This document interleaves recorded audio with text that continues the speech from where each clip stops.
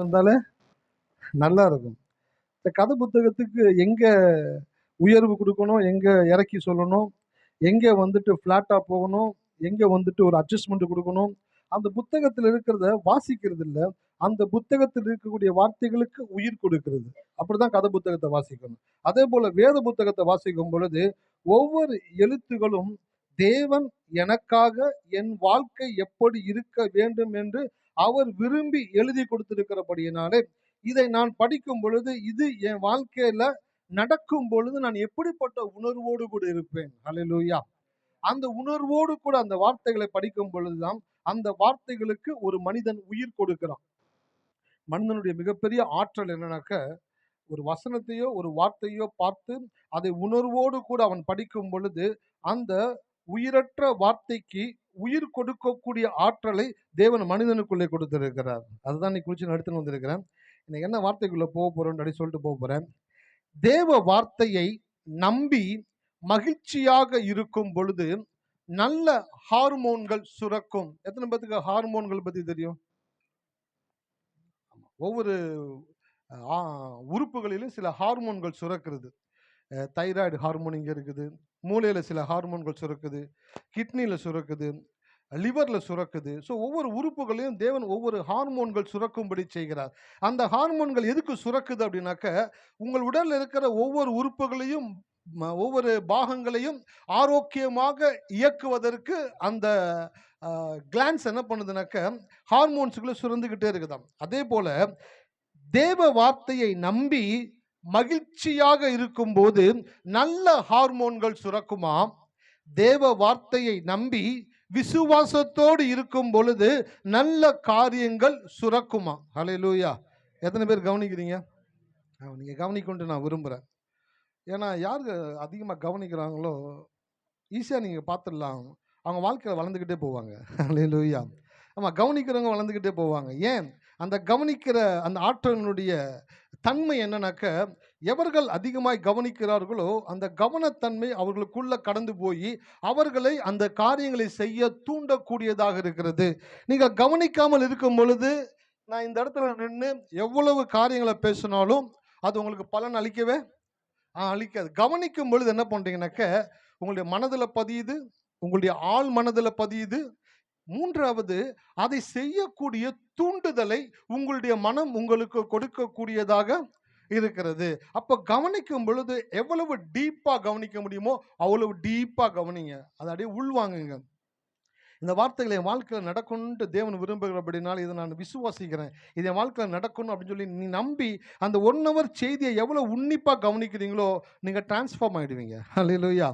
உங்களை உருமாற செஞ்சிடும். ஸோ அப்படிப்பட்ட வார்த்தையை தான் எடுத்துட்டு வந்திருக்கிறேன். தேவ வார்த்தையை நம்பி மகிழ்ச்சியாக இருக்கும் பொழுது நல்ல ஹார்மோன்கள் சுரக்குமா. பாருங்க, ஒரு மனுஷன் வந்து துக்கத்தோடு இருக்கும் பொழுது கெட்ட ஹார்மோன்கள் உடம்புல சுரக்குதான்.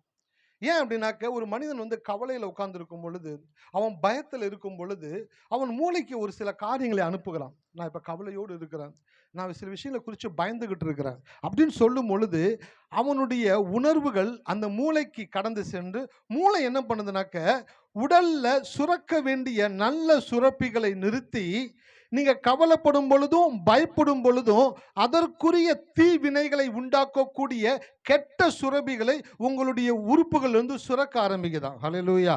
எத்தனை பேர் இருக்கிறீங்க? ஆமா.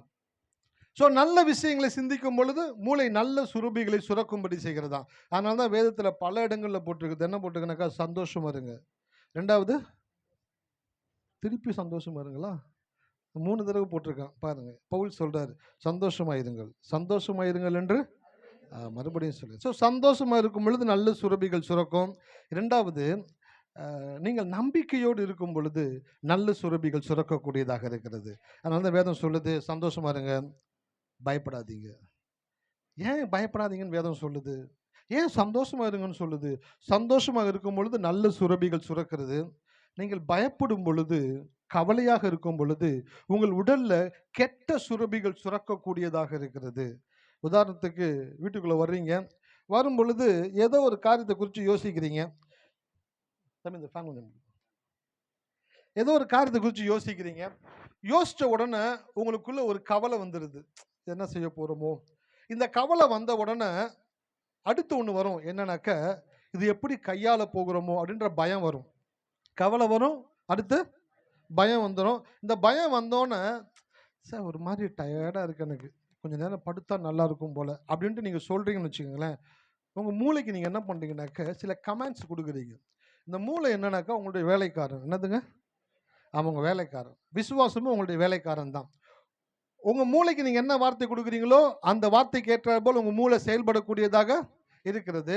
நீங்கள் எந்த காரியத்தை விசுவாசித்து வாயை திறந்து சொல்கிறீங்களோ அந்த காரியத்தை உங்கள் விசுவாசம் உங்களுக்கு வேலை செய்யக்கூடியதாக இருக்கிறது. அதான் சொன்னேன், நல்ல காரியங்களை நீங்கள் சிந்திக்கும் பொழுது நல்ல சுரபிகள் உங்கள் உடலில் சுரக்குது.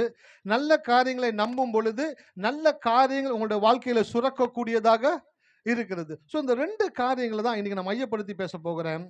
ஏன்னா இன்றைக்கி நிறைய பேர் என்ன பண்ணுறாங்க அப்படின்னாக்க, கடவுளுடைய வார்த்தையை படிக்கிறாங்க, ஆலயத்துக்கு வர்றாங்க, ஆராதிக்கிறாங்க, எல்லாம் செய்கிறாங்க. ஆனால் செஞ்சுட்டு வீட்டுக்கு போன உடனே சூழ்நிலைகள் அவர்களை வந்து மோதும் பொழுது அவர்களுடைய ரியாக்ஷன் எப்படிப்பட்ட ரியாக்ஷன் இருக்குது? அந்த ரியாக்ஷன் தான் அவங்களுடைய வாழ்க்கையில் இருக்கக்கூடிய காரியங்களை மாற்றக்கூடியதாக இருக்கிறது. ஸோ நீங்கள் சில காரியங்கள் இடத்துல கொஞ்சம் ஃப்ரீயாக பேசலான் இருக்கிறேன். எடுத்து வாசிங்க சங்கீதம் 103:5. நன்மையினால் உன் வாயை திருப்தியாக்குகிறார், கழுகு சமானமாய் உன் வயது திரும்ப பால வயது போல் ஆகிறது. அப்படின்னு ஆதியாகமம் 1:28 வாசிச்சிருங்க. நன்றி ஆண்டவரே. பின்பு தேவன் அவர்களை நோக்கி, நீங்கள் பலுகி பெருகி பூமியை நிரப்பி அதை கீழ்ப்படுத்தி சமுத்திரத்தின் மச்சங்களையும் ஆகாயத்து பறவைகளையும் பூமி மேல் நடமாடுகிற சகல ஜீவ ஜந்துகளையும் ஆண்டு கொள்ளுங்கள் என்று சொல்லி தேவன் அவர்களை ஆசீர்வதித்தார். இந்த 2 வசனங்களை தான் நான் உங்களுக்கு மேஜரா காமிச்சு நான் போதிச்சுட்டு வருகிறேன். கழுகுக்கு சமானமாக இவன் வயது திரும்ப வாழ வயது போல் ஆகிறது. கழுகினுடைய தன்மை குறித்து போதித்தேன். கழுகு உயரமாய் பறப்பது கழுகின் தன்மை. எல்லாவற்றையும் ஆண்டு கொள்வதா மனிதனின் தன்மை. எல்லாவற்றையும் ஆண்டு கொள்ளுகிற மனிதன் ஆதியாகமம் 1:28 படி பலுகி பெருகி நிரப்பி கீழ்ப்படுத்தி ஆண்டு கொள்ள வேண்டும் என்று தேவன் சொன்னார். பழுகுகிறது குறித்து அவங்க இடத்துல பேசினேன். அடுத்து 2வது பெருகுகிறது. பெருகுகிறதுனா என்ன? ஏன் நான் பெருகணும் வாழ்க்கையில்? நான் பெருகிறது வந்து என்னோட சம்பந்தப்பட்டதில்லை. அது என் தேவன் நான் பெருக வேண்டும் என்று விரும்புகிறபடியினாலே நானும் பெருக வேண்டும் என்று நான் விரும்புகிறேன். ஹல்லேலூயா. ஸோ நான் பெருகணும்னு கடவுள் விரும்புகிறாரு. அவர் விரும்புகிறபடினால அதை நான் விரும்பும் பொழுது நானும் பெருகிறேன். என்னுடைய தமிழ் வாத்தியார் தமிழ் கற்றுக் கொடுக்குற ஒரு மிஸ்ஸு அவங்க அடிக்கடி ஒரு வார்த்தை சொல்லுவாங்க. இந்த ஒரு ஜான் வயிறு இல்லாட்டா இந்த உலகத்தில் ஏது வேறு கலாட்டா அப்படின்வாங்க. இந்த ஒரு ஜான் வயிறு இல்லாட்டா இந்த உலகத்தில் ஏது வேறு கலாட்டா. இந்த ஒரு ஜான் வயிற்றுக்காக தான் மனுஷன் அதிகமாக போராடுகிறான், அதிகமாக காரியங்களை செய்கிறான்னு சொல்கிறாங்க. சில பேர் ஒன்றும் இல்லையா, ஒண்ட ஒரு குடிசையும் அரை வயிறு கஞ்சி இருந்துச்சுனாக்கா வாழ்க்கையை அப்படியே ஓட்டிடலாம் ஐயா. ஸோ இப்படிப்பட்ட காரியங்களெல்லாம் மக்கள் கேட்டு கேட்டு என்ன பண்ணிட்டாங்கனாக்க, இருக்கிறத வச்சு வாழ்க்கையை ஓட்ட கற்றுக்கோ, ஒப்பேத்த கற்றுக்கோ, இருக்கிறத வச்சு வாழ கற்றுக்கோ, என்ன பெருசாக யோசிக்கிற, அப்படிலாம் வராது, இப்படிலாம் நடக்காது, உனக்கு கிடைக்காது, உனக்கு வராது, நீ இப்படியே இருக்கிறது தான் நல்லது, இருக்கிறதே விட்டுற போகிற, இப்படிப்பட்ட வார்த்தைகளை சுற்றி இருக்கிற மக்கள் பேசி பேசி நம்ம மைண்டில் ஒன்று விஷயத்தை பதிச்சுட்டாங்க. என்னன்னாக்க, நமக்கு இதுதான் லைஃப், இதுக்கு மேலே நம்ம பெரிய காரியத்தை செய்ய முடியாது. ஆனால் ஆண்டோடைய ஆலயத்துக்கு வந்தீங்கன்னாக்கா கடவுள் சொல்லுவார், நீங்கள் பெருகுகிற ஜாதி. ஹல்லேலூயா. நீங்கள் எப்போது இருக்கிறதை காட்டிலும் 1000 மடங்கு தேவன் உங்களை பெருக பண்ணுவார். எந்த இதெல்லாம் உங்கள் வாழ்க்கையில் குறைவாக இருக்குதோ, ஃபில் ஆகாமல் இருக்குதோ, அதை ஃபுல்லாக தேவன் ஃபில் பண்ணக்கூடியவராக இருக்கிறார். ஸோ பெருகிறது உங்களுடைய பிறப்பு உரிமை. நீங்கள் பெருகி ஆக வேண்டும் என்று தேவன் விரும்புகிறார். அதற்காக ஒரு ஆலயத்தை வைத்து அந்த ஆலயத்தை தேவன் போதிக்க வைத்து கொண்டு இருக்கிறாரு. ஸோ அது மாத்திரம் கிடையாது. போன வாரத்தில் வந்துட்டு இந்த பெருகுகிற காரியங்களை குறித்து உபாகமம் 28 பேச ஆரம்பித்தேன். உபாகமம் 28 14 வசனங்கள் ஆசீர்வாதத்தை குறித்து தேவன் எழுதி வைத்திருக்கிறாரு. அதில் முதல் வசனத்தை உங்களுக்கு காண்பிச்சு கொடுத்தேன். போன வாரத்தில் என்ன காண்பிச்சு கொடுத்தேனாக்க, நீ பட்டணத்திலும் ஆசீர்வதிக்கப்பட்டு இருப்பாய், வெளியிலும் ஆசீர்வதிக்கப்பட்டு இருப்பாய். ஒரு மனிதன் எப்படி இந்த சமுதாயத்தில் இந்த உலகத்தில் வாழ வேண்டும் என்று தேவன் விரும்பி, தேவன் அந்த வார்த்தைகளை தன்னுடைய தேவ மனுஷனிடத்தில் சொல்லி அவர் எழுதி கொடுத்திருக்கிறார். பாருங்க, கடவுள் ஒரு மனிதனுக்கு ஒரு எப்படி சொல்றதுனாக்க, ஒரு வேகா, ஆங்கிலத்தில் வேகா அப்படின்னு சொல்லுவாங்க. அப்படின்னாக்க ஒரு சும்மா பொதுவாக ஒரு வார்த்தை, நீ ஆசீர்வாதமாக இருப்ப போ அப்படின்ட்டு சொல்லலை.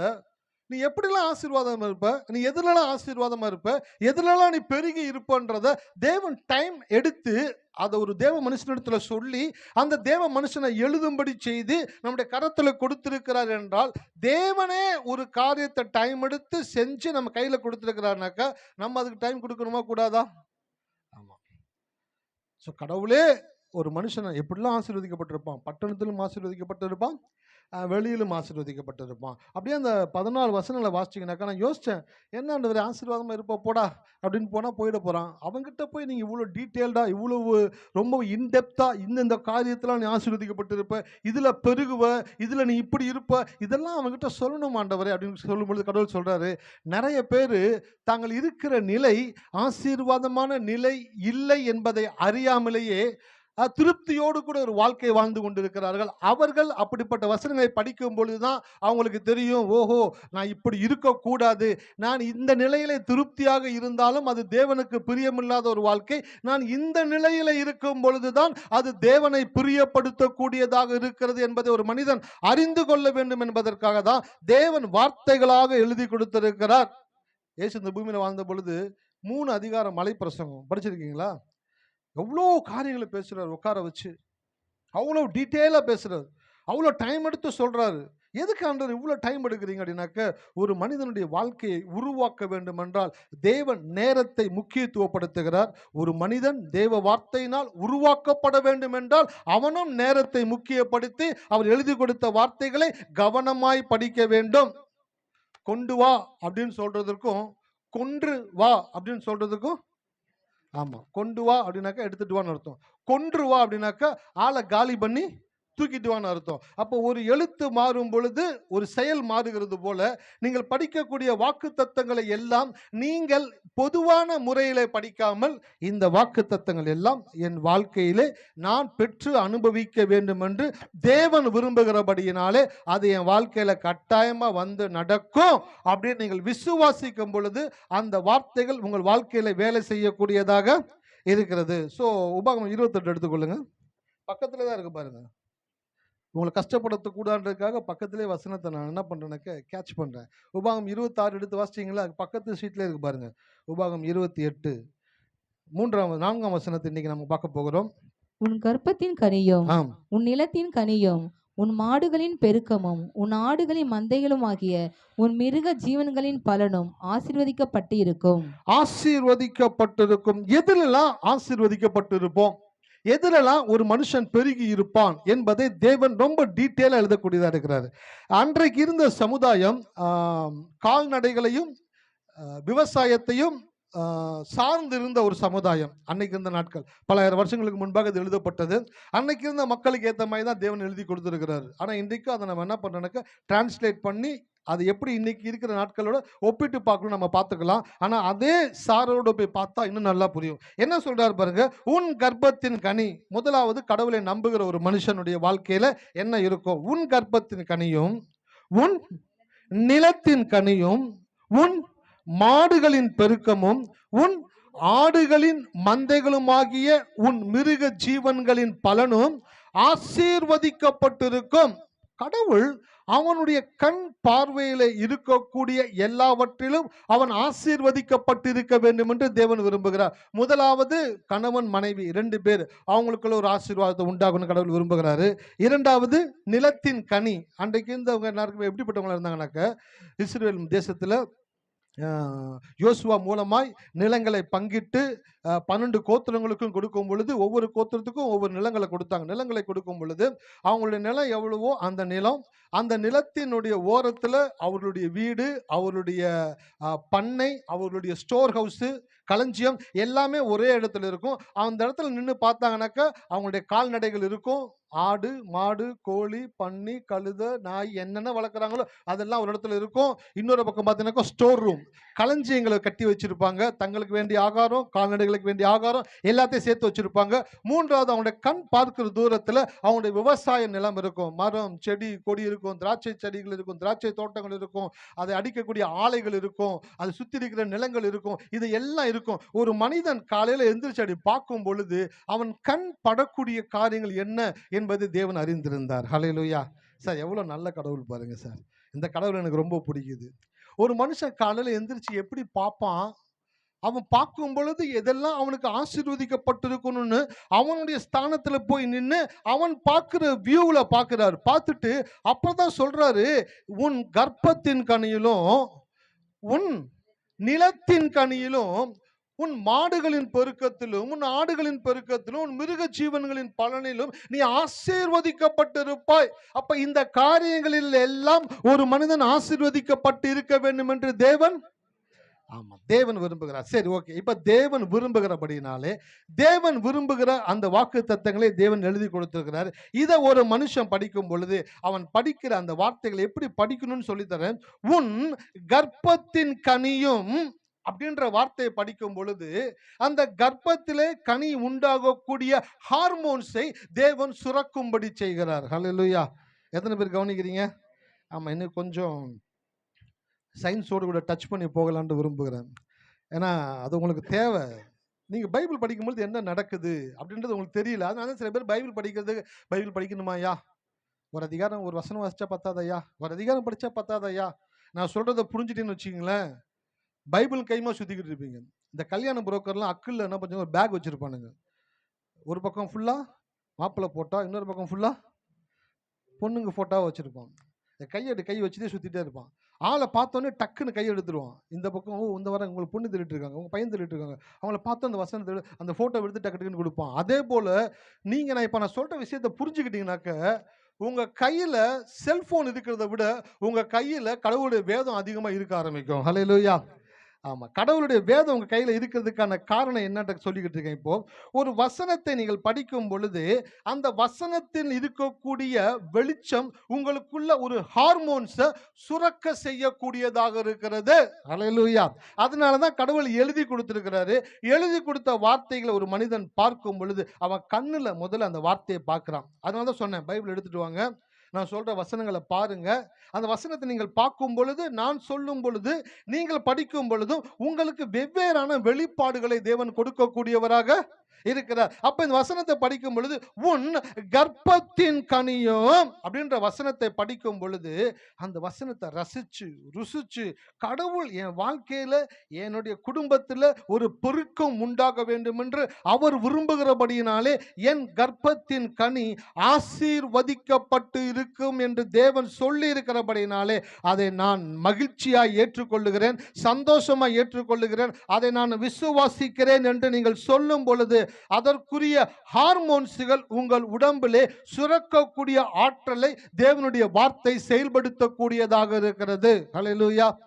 டாக்டர்கிட்ட போறாங்க, தைராய்டு இருக்கியா அப்படின்றாங்க. அப்படின்னா என்னன்னாக்க அந்த இடத்துல இருக்கக்கூடிய ஒரு கிளான்ஸ் சுரக்காம இருக்குது, சரியா சுரக்கலை. அப்போ டாக்டர் என்ன பண்ணுவாங்கன்னா செக் பண்ணிட்டு அதுக்கு ஒரு மாத்திரை மருந்து எழுதி கொடுப்பார். இதை நீங்கள் கண்டினியூ பண்ணுங்க. அதை கண்டினியூ பண்ணும் பொழுது அந்த மாத்திரையும் அந்த மருந்தும் அந்த சுரபிகள் சுரப்பதற்கான உதவிகளை செய்யக்கூடியதாக இருக்கிறது. ஸோ கடவுள் சொல்றாரு, நீ டாக்டர்கிட்ட போய் பார்த்து மாத்திரை வாங்கி போட்டு டானிக்கை குடிச்சு எல்லாம் செஞ்சு அந்த சுரபி சுரக்கிறதை காட்டிலும் வசனத்தை பார்த்து அந்த வசனத்தை சொல்லும் பொழுதே அந்த சுரபிகள் உங்களுக்குள்ளாய் தேவன் சுரக்கும்படியாய் செய்கிறார்.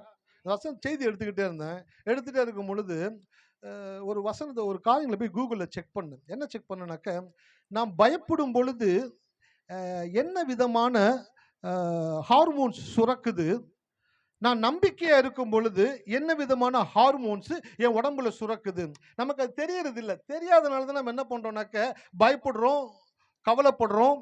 சில பேர் சந்தோஷப்படுறாங்க, நம்பிக்கையா இருக்கிறாங்க. இவங்க ரெண்டு பேத்துக்குள்ள இருக்கக்கூடிய மாற்றங்கள் எப்படி இருக்குது அப்படின்றத பார்க்கறதுக்காக கூகுளில் போய் செக் பண்ணும் பொழுது அதில் போட்டிருக்குது, ஒரு மனிதன் கவலைப்படும் பொழுதும் பயப்படும் பொழுதும் அவன் உடம்புல ஒரு விதமான ஹார்மோன்கள் சுரக்க ஆரம்பிக்குதாம். அந்த ஹார்மோன்கள் என்ன பண்ணுதுனாக்க, இவன் வாழ்க்கையில இவன் எந்த காரியங்களை குறித்து பயப்படுகிறானோ, உடல் சம்பந்தப்பட்ட காரியங்களை குறித்து சொல்றேன், உடல் சம்பந்தப்பட்ட காரியங்களை குறித்து எதை குறித்து பயப்படுறானோ அந்த காரியங்கள் செயல்படுவதற்காக, அதாவது சீக்கிரம் கெட்டு போறதுக்கு. எத்தனை பேர் கவனிக்கிறீங்க? ஆமாம். இப்ப கண்ணு ஒரு கொஞ்சம் கோளாறா இருக்கு. நீங்கள் யோசிக்கிறீங்க, இந்த கண் என்ன, கண் பார்வை எப்படி இருக்குன்னு தெரியல, என்ன பண்ண போதோ, கொஞ்சம் கொஞ்சமாக கண் மங்குது, சுத்தமாக போயிடுமான்னு தெரியல, அது வேற ஒரே பயமாக இருக்குது, கவலையாக இருக்குது, என்ன பண்ண போகிறோமோ ஏது பண்ண போகிறோமோ அப்படின்னு அந்த யோசிக்கிறீங்களா? யோசிக்கும் பொழுது உங்களுடைய கண் பார்வையை சீக்கிரம் கெட்டு போக செய்யக்கூடிய நெகட்டிவான தீய ஹார்மோன்ஸுகளை உங்கள் உடலிலிருந்து சுரக்கும்படியாய் செய்கிறது. அது சீக்கிரமாக உங்களுடைய உறுப்புகளை கெட்டு போக பண்ணிடும். ரெண்டாவது, என் கண்களுக்கு கடவுள் ஒளியை கொடுத்திருக்கிறாரு. கர்த்தருடைய வார்த்தையை நான் படிக்கும் பொழுது என் கண்ணு வெளிச்சமா இருக்கும். மோசே 120 வயசிலும் அவனுடைய கண் என்னதுங்க? அவன் கண் இருளடையவும் இல்லை, அவன் பலன் குறையவும் இல்லை. அப்போ மோசே 120 வயசுலயும் அவருடைய பார்வை கிளியரா ஃபைன் ஷாட் எடுக்கக்கூடிய விதத்துல அவருடைய பார்வை இருக்கும் என்று வேதம் சொல்லுகிறபடினாலே என்னுடைய கண் பார்வையும் தேவன் தெளிவாக்குவார். என் கண்ணு தெளிவான பார்வையுள்ள கண்ணா இருக்கும் அப்படின்னு நீங்கள் சொல்லும் பொழுது, நம்பும் பொழுது, உங்களுடைய உடல்ல உங்களுடைய கண்களுக்கு நல்ல பார்வையை கொடுக்கக்கூடிய ஹார்மோன்களை தேவன் சுரக்கும்படி செய்கிறார். ஹல்லேலூயா. பாருங்க, இதெல்லாம் தெரியாதனால கவலைப்பட்டுக்கிட்டு, கண்ணீர் வடிச்சுக்கிட்டு, வேதனைப்பட்டுக்கிட்டு, பயந்துக்கிட்டு, சோர்ந்து போய் மூலையில உட்கார்ந்து வேதனைப்பட்டுக்கிட்டு, அதெல்லாம் இன்றைக்கு கடந்து இன்றைக்கு ஆண்டவர் விசுவாசத்துக்குள்ள ஒரு மனுஷனை நடத்தும் பொழுது, அந்த மனிதன் சிந்திக்கிற காரியங்கள், அவன் யோசிக்கிற காரியங்கள், அவன் பேசுகிற வார்த்தைகள் எல்லாவற்றையும் தேவன் சரி செய்து அவனை உருவாக்கி அவனை தேவன் உபயோகப்படுத்தக்கூடியவராக இருக்கிறார். ஸோ இந்த வசனத்துல நான் பேச போறேன். பேசுறதுக்கு முன்னாடி, உங்களால் என்னவெல்லாம் முடியும், உங்களுக்கு எதுவெல்லாம் வரும், உங்களுக்கு எவ்வளவு கிடைக்கும் என்று வேதம் சொல்லுகிறது.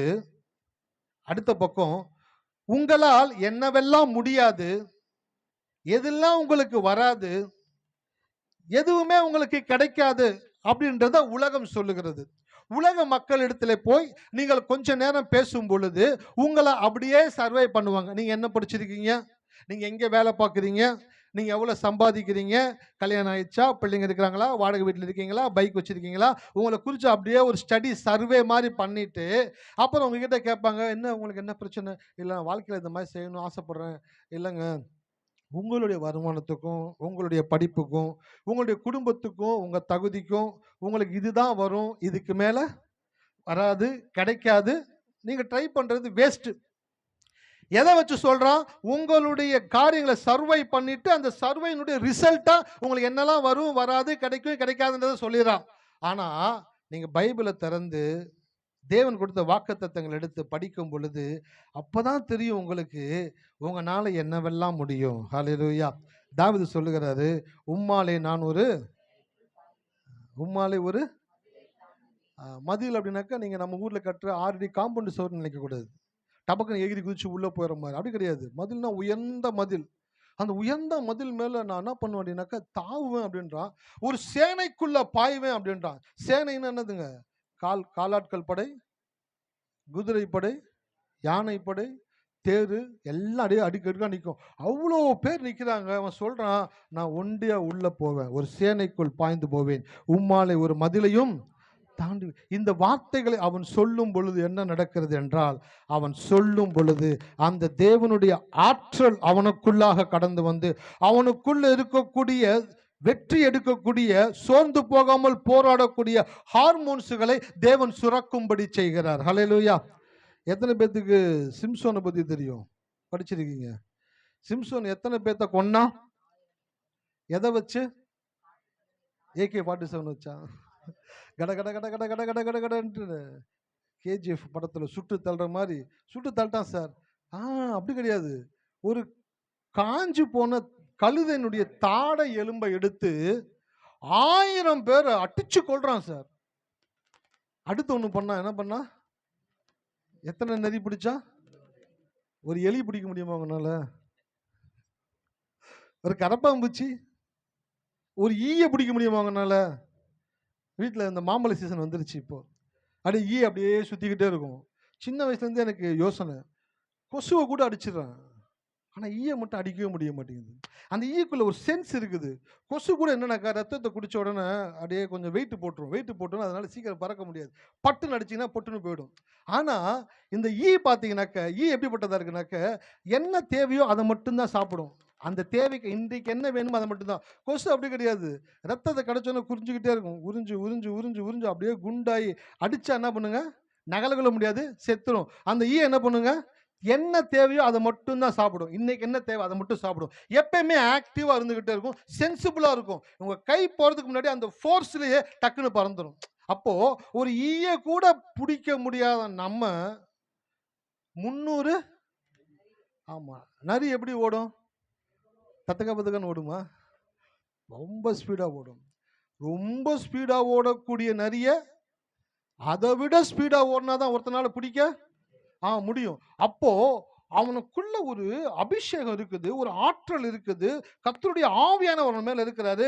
அவன் சொல்லுகிறான், நான் 300 நரிகளை பிடித்து வாளோடு வாள் சேர்த்து கட்டி எதிரிகளுடைய அவங்களுடைய வெள்ளாமைகளை ஃபுல்லா என்ன பண்ண போறேன், அழித்து ஒன்றுமில்லாமல் ஆக்க போகிறேன். அவர்கள் இனி எங்கள் தேசத்துக்குள்ள வந்து எந்த சேட்டையும் பண்ணக்கூடாது, அவங்களை அழிக்கணுன்றதற்காக என்ன பண்றானாக்க 300 நரிகளை பிடிக்கிறானா. 300 நரிகளை பிடிக்கிறது அவள் ஈஸியான காரியம் கிடையாது. 300 நரிகளை பிடித்து வாளோடு வாள் வைத்து தீ வைத்து அதை அனுப்புறானா. அப்படி யோசிச்சு பார்க்கிறேன், என்றது எப்படி ஆண்டவர் அவன் செஞ்சிருப்பான் அப்படின்னாக்க, அவன் ஒரு விஷயத்தை செய்ய போகிறதுக்கு முன்பாக அவன் அந்த வார்த்தைகள் என்ன பண்றானாக்க யோசிக்கிறான், அந்த வாயை திறந்து சொல்லுகிறான். இப்போ நான் 300 நரிகளை பிடிக்க போகிறேன், பிடிச்சு வாளோட வாள் சேர்த்து கட்டி அதை அந்த வெள்ளாமைக்குள்ள விட்டு அவளுடைய விளை நிலங்களை ஃபுல்லா அழித்து போட்டாதான் அவங்க ஆகாரம் இல்லாம கஷ்டப்படுவானுங்க. அப்பதான் இஸ்ரவேல் மக்கள் மேல எந்த விதமான தாக்கத்தை உண்டாக்க மாட்டாங்க அப்படின்ற காரியத்தை அவர்களுக்கு காட்ட வேண்டும் என்பதற்காக 300 நரிகளை பிடித்தானா. நான் யோசிச்சு பார்க்கிறேன், அவன் எப்படி பிடிச்சிருப்பானாக்க, அவன் மேல அந்த ஒரு அபிஷேகம், கர்த்தருடைய ஆவியானவர் அவன் மேல இறங்கும் பொழுது அவன் வாய்களை திறந்து சொல்லுகிறான், நான் இதை செய்ய போறேன்னு சொன்ன உடனே அதை செய்வதற்குரிய ஹார்மோன்ஸ்கள் அவனுக்குள்ள என்ன பண்ணிருதுங்க, சுரக்க ஆரம்பிச்சிருது. அடுத்து ஒண்ணு பண்ணா, என்ன பண்ணா தெரியுங்களா, கோட்டையினுடைய கதவு, கோட்டை கதவை பேத்து தூக்கிட்டு போயிட்டான் சார். மோசமான பையன் சார் இவன். ஓரமா வச்சிருந்தா விட பரவாயில்ல, அந்த கதவையும் தூக்கிட்டு போயிருக்கிறான். கோட்டை கதவு எவ்வளவு பெருசு இருக்கும், நம்ம இந்த டாய்லெட்டுக்கு போட்டுக்கிறோம் பிளாஸ்டிக் டோரு, அந்த மாதிரி இருக்குமா?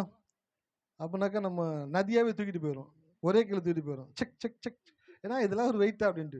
கோட்டை கதவுனாக்க எதிரிகள் உள்ளே நுழையக்கூடாதபடிக்கு ரொம்ப ஸ்ட்ராங்கா, ரொம்பவும் தடியா, ரொம்பவும் உயரமா, ரொம்பவும் நல்ல, அதாவது எதிரிகள் வந்து தாக்கினாலும் உடைக்க முடியாத ஒரு மரத்தை தேர்ந்தெடுத்து, அந்த மரம் வந்து லைட் வெயிட்டா இருக்கக்கூடாது, நல்ல ஸ்ட்ராங்கா இருக்கணும். அப்படிப்பட்ட மரத்தை தேர்ந்தெடுத்து அந்த மரத்தை ரெடி பண்ணி அந்த கோட்டை வாசல்ல வந்து கதவு மாதிரி வைப்பாங்களாம். இவன் போனவன் கோட்டை கதவை பார்க்குறான், கோட்டை கதவை ஆட்டி உடைச்சி அதை தூக்கி வச்சுக்கிட்டு அந்த கதவை எடுத்துக்கிட்டு போறான். அப்படின்னாக்க அவனுக்குள்ள ஒரு அபாரமான ஆற்றல் வெளிப்படக்கூடியதாக இருந்தது.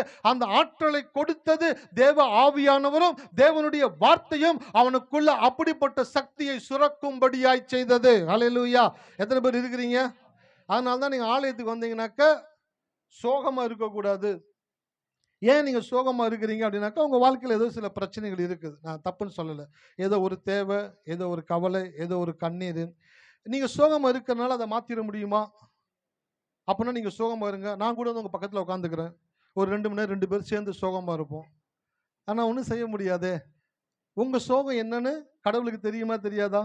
கடவுளுக்கு தெரியும். உங்க சோகத்தை மாற்றக்கூடிய வார்த்தைகள் தான் தேவன் வேதத்தில் எழுதி கொடுத்திருக்கிறார். அப்போ உங்க சோகத்தை போக்கணும் அப்படின்னாக்க, சோகமா இருந்தீங்கன்னாக்கா சோகம் போகாது. சோகத்தை நீக்கக்கூடிய தேவனுடைய வார்த்தையை எடுத்து உங்க வாயில வச்சு நீங்கள் சொல்லும் பொழுது அந்த ஹார்மோன்ஸ்களை சுரக்கும்படி செய்கிறார் உங்களுக்குள்ள. நீங்கள் நம்பிக்கையாக இருக்கும் பொழுது காரியங்களை சுரக்கும்படி செய்கிறார். சுத்தி இருக்கக்கூடிய காரியங்கள் உங்களுக்கு நன்மையான காரியங்களை சுரக்கக்கூடியதாக இருக்கிறது. அதனாலதான் வந்து மகிழ்ச்சியாகவும் இருக்கணும், நம்பிக்கையாகவும். ஆமா, மகிழ்ச்சியாக இருக்கும்போது உள்ளுக்குள்ள மாற்றம் உண்டாகுது, நம்பிக்கையோடு இருக்கும் பொழுது வெளியில மாற்றங்கள் உண்டாகுது. ஆனா நீங்க கவலையோடு இருக்கும் பொழுது உள்ளுக்குள்ள உங்களை பாதிக்கக்கூடிய மாற்றங்கள் உண்டாகுது. நீங்கள் பயத்தோடு இருக்கும் பொழுது வெளியிலே உங்களை பாதிக்கக்கூடிய மாற்றங்கள் உருவாக்கப்பட்டு கொண்டிருக்கிறது. அதான் சொல்லணும், எனக்கு விரோதமாய் உருவாக்கப்படும் எந்த ஆயுதமும் வாய்க்காது போகும் என்று அவர் சொல்லி இருக்கிறபடினாலே எனக்கு விரோதமா எந்த ஆயுதமும் வாய்க்காது அப்படின்னு நீங்க சொல்லும் பொழுதுதான் அதற்குரிய காரியங்களை தேவன் சுரக்கும்படி செய்கிறார்.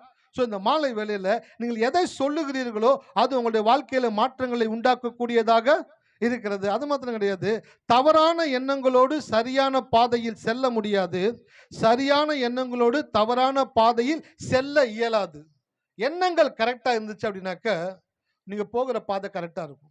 எண்ணங்கள் தப்பா இருந்துச்சு அப்படின்னாக்க நீங்க போகிற பாதை எப்படிப்பட்ட பாதையா இருக்கும்? தப்பான பாதையா இருக்கும். ஃபர்ஸ்ட் எண்ணங்களை மாத்தணும். மனம் ரூபம் அடைந்தால்தான் மறு ரூபம் அடைவீர்கள். மனசுல முதல்ல ஒரு இமேஜ் கிரியேட் ஆகணும். மனசுல முதல்ல ஒரு இமேஜ் கிரியேட் ஆகணும். என்ன இமேஜ் கிரியேட் ஆகணும்? நான் ஆரோக்கியமாக இருக்கிறேன் என்ற இமேஜ் முதல்ல மைண்ட்ல கிரியேட் ஆகணும். எண்ணத்துல உண்டாகணும். எண்ணத்துல உண்டாயிருச்சு அப்படின்னாக்க உங்களுடைய பார்வை மாறிடும், பேச்சு மாறிடும், உங்களுடைய செயல் மாறிடும், உங்களுடைய வார்த்தைகள் மாறக்கூடியதாக இருக்கிறது. மாறும் பொழுது மறு ரூபமாக நீங்கள் மாறுவீர்கள். ஒரு நியூ லைஃப் உங்களுக்குள்ள வந்துடும். எத்தனை பேத்துக்கு இப்பொழுது இருக்கிற வாழ்க்கையை காட்டிலும் ஒரு பெட்டரான வாழ்க்கை வாழணும்னு ஆசையா இருக்கீங்க? ஹல்லேலூயா. பெட்டர் லைஃப், எல்லாத்துக்குமே ஒரு பெட்டர் லைஃப் எதிர்பார்த்துக்கிட்டு இருக்கு. இன்னைக்கு இருக்கிறத விட நாளைக்கு கொஞ்சம் நல்லா இருந்தா சந்தோஷம் ஐயா அப்படின்னு நினைக்கிறீங்களே, நீங்க சந்தோஷமா இருக்கணும் அப்படின்னாக்க முதல்ல உங்க மைண்ட்ல அந்த எண்ணம் முதல்ல வரணும். இன்னைக்கு இருக்கிறது காட்டிலும் நாளைக்கு நான் நல்லா இருப்பேன் அப்படின்னு எண்ணம் மனசுல வரணும். மனசுல வந்த பிற்பாடு தான் அது உங்க வாழ்க்கையில வரக்கூடியதாக இருக்கிறது. இப்போ நம்ம எபினேசர் கீபோர்டு வாசிக்கிறாரு. வாசிக்கும் பொழுது யாரோ ஒருத்தர் சொல்லியிருக்காங்க தம்பிக்கிட்ட, கீபோர்டு கத்துக்கோ, இல்லை உனக்கு கீபோர்டு வரும், இல்லை அவனுக்குள்ள ஒரு ஆசை கீபோர்டு கற்றுக்கிட்டா நல்லா இருக்குமே அப்படின்ற ஒரு யோசனை வரும் பொழுது அவங்களுடைய அப்பாவோ அம்மாவோ யாரோ ஒன்று, வேண்டாத வேலை உனக்கு, தேவையில்லாதது, முதல்ல படிக்கிறதுல முதல்ல கவனத்தை செலுத்து, என்னத்தை கீபோர்டு கற்றுக்க போற அப்படின்னு அவங்ககிட்ட நெகட்டிவான காரியங்களை பேசிக்கிட்டே இருந்திருந்தாங்க அப்படின்னாக்க அந்த பையனால கற்றுக்கவே. யாரோ ஒருத்தர் சொல்லியிருக்காங்க, நான் இருக்கேன்டா நீ கற்றுக்கோ, என்னால் முடிஞ்ச நான் உதவியை பண்ணுறேன். உதவியில் என்ன பண்ணுறேன், இப்போ பேடு அவன் வாசிச்சுட்டு இருக்கிறான், மொதோடு இப்போ நல்லா வாசிக்கிறான். ஆமாவா இல்லைங்களா? ஆமாம். நல்லா வாசிக்கும் போது பிள்ளைங்களை வாழ்த்துங்க, கை கொடுங்க, தம்பி நல்லா வாசிக்கிறடா அப்படின்னு சொல்லிட்டு சொல்லும்போது அவங்களுக்குள்ள என்னக்கா மகிழ்ச்சி உண்டாகுது. நீங்கள் ஒருத்தர் கையை கொடுத்து வாழ்த்தும் போது என்ன ஆகுது தெரியுங்களா? நல்ல ஹார்மோன்ஸ்கள் சுரக்குது. ஹல்லேலூயா. ஏன் சார் அந்த ஹார்மோன்ஸை பற்றியே பேசிக்கிட்டே இருக்கீங்க தெரியுங்களா? நிறைய பேர்த்துக்குள்ள ஹார்மோன்ஸ் சுரக்காமையே கிடக்குது, அடைப்பாய் கிடக்குது, செத்து கிடக்குது. ஹார்மோன்ஸ் ஒன்று இருக்கான்றதே தெரியாத அளவுக்கு இருக்கிறாங்க. நீங்கள் சொல்லுகிற நல்ல வார்த்தைகள் நல்ல ஹார்மோன்ஸை சுரக்கக்கூடியதாக இருக்குது. இயேசு சொன்னார், நீங்கள் ஒரு வீட்டுக்குள்ளே போனால் அந்த வீட்டை சமாதானம் என்று சொல்லுங்க. அங்கே அதுக்குரிய ஆள் இருந்தா வேலை பார்க்கும், இல்லைனாக்கா திரும்பி வந்துடும். நீங்கள் சொன்ன வார்த்தைகள் அங்கே வேலை செய்யலைனாக்கா உங்களுக்குள்ள வேலை செய்யும். கடவுள் எப்படி வார்த்தை டிசைன் பண்ணியிருக்கிறான்னு பாருங்க. அதனால தான் சொல்கிறேன் நான், இந்த பிள்ளைங்க கீபோர்டு கற்றுக்கும் பொழுது யாரோ ஒருத்தர் சொல்லியிருக்காங்க, நீ கற்றுப்போ நல்லா அவனுக்கு வரும்னு சொன்னபடினால அவன் கற்றுக்க ஆரம்பிக்கும் பொழுது அவனுக்குள்ள முதல்ல எண்ணத்தில் வந்துச்சு, நான் கற்றுப்பேன், நல்லா வாசிப்பேன் எண்ணம் மனதில் வரும் பொழுது தான் அவன் அதுக்கு டைம் எடுக்கிறான், அதுக்கு டைம் ஸ்பெண்ட் பண்ணுறான், அதை வாசிக்க கற்றுக்கொள்ளுகிறான், அதில் ஒரு சிறப்பான ஒரு மனுஷனாக வருகிறான். இதே போல தான் வாழ்க்கைங்க. நீங்கள் நல்லா இருப்பீங்கன்னு முதல்ல மனசில் நினைங்க. ஐயா 65 தாண்டிட்டேன் ஐயா, எங்கள் அக்காலாம் 63லே போயிடுச்சு, எங்கள் அண்ணன் 64, இப்போ நான் 65யா, எப்பன்னு தெரியல அப்படின்னு சொன்னீங்கன்னாக்க 65 முடிகிறதுக்குள்ளேயே முடிச்சிடலாம். ஏன்னா பாவம் எதுக்கு 63 64 போயிட்டாங்க, நீங்கள் 65லேயாச்சும் போனீங்கன்னாக்கா ரெக்கார்ட் பிரேக்காக இருக்கும் அப்படின்னு நினைக்கக்கூடாது. ஐயா எங்கள் அண்ணன் 62ல் போனார்யா, எங்கள் அக்கா 63ல் இறந்துட்டாங்கய்யா, இப்போ எனக்கு 65 வயசு இருக்குதுயா. ஆனால் நான் ஒரு காரியத்தை விசுவாசிக்கிறேன் ஐயா, என் வாழ்க்கையில் கடவுள் தீர்க்காயுசை கொடுப்பேன்னு சொல்லியிருக்கிறாரு, உன் ஆயுசு நாட்களை பெருக பண்ணுவேன்னு சொல்லியிருக்கிறாரு. ஆகையினால என்னுடைய குடும்பத்தில் இல்லையா, என்னுடைய சந்ததியிலேயே யாரும் வாழாத ஒரு உயர்வான ஒரு ஏஜோடு கூட, ஆரோக்கியத்தோடு கூட, ஆசீர்வாதத்தோடு கூட, எல்லாம் என்னுடைய பிள்ளைங்க, என் பேர பிள்ளைங்க எல்லாரோடு கூட மகிழ்ச்சியாக, நான் திருப்தியாக, தீர்க்காயுசா நான் வாழுவேன், நான் விசுவாசிக்கிறேன் ஐயா அப்படின்ட்டு யாரு சொல்றீங்களோ அவங்களுக்குள்ள அப்படிப்பட்ட ஹார்மோன்ஸ்களை தேவன் சுரக்கும்படி செய்கிறார். ஹல்லேலூயா. எத்தனை பேர் இருக்கீங்க? அதனால தான் கடவுள் சொல்லியிருக்கிறாரு, அவரே உனக்கு ஜீவனும், அவர் ஜீவனும் தீர்க்காயுசுமாக இருக்கிறபடினால நீங்கள் அந்த வார்த்தைகள் எடுத்து சொல்லும் பொழுது நீங்கள் ஜீவனோடும் தீர்க்காயுசோடும் வாழ்வதற்கு வேண்டிய உங்கள் உடல் உறுப்புகளுக்கு வேண்டிய ஆரோக்கியத்தை தேவன் கொடுக்கக்கூடியவராக இருக்கிறார். அந்த வசந்த வாசிங்க, உபாகமம் 28:4. அதுல கொஞ்சம் வேகமா போறேன். உன் கர்ப்பத்தின் கனியும் உன் நிலத்தின் கனியும் உன் மாடுகளின் பெருக்கமும் உன் ஆடுகளின் மந்தைகளும் ஆகிய உன் மிருக ஜீவன்களின் பலனும் ஆசீர்வதிக்கப்பட்டு இருக்கும். ஆசீர்வதிக்கப்பட்டிருக்கு. இந்த வசனத்தை இப்ப வாசிக்கிறீங்களா, வீட்டுல போய் உட்கார்ந்து பொறுமையா வாசிச்சு பாருங்க. ஒவ்வொரு காரியத்தையும் கவனமா வாசிங்க.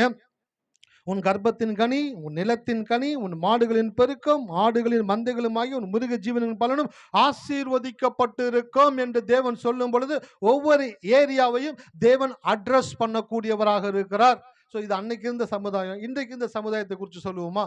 இன்றைக்கு இந்த சமுதாயம்னாக்க எனக்குள்ள இருக்கக்கூடிய ஒரு ஆசீர்வாதம், என் நிலத்தின் கனி அப்படின்னாக்கா நான் செய்கிற வேலை, அடுத்து உன் மாடுகளின் பெருக்கம், உன் ஆடுகளின் மந்தைகளுமாகி உன் மிருக ஜீவனின் பலனும் ஆசீர்வதிக்கப்பட்டிருக்கும் அப்படின்னாக்கா வீட்டில் பிள்ளைக்கு ஒரு சைக்கிள், பையனுக்கு ஒரு பைக்கு, அப்பாவுக்கு ஒரு ஆட்டோவா காரா?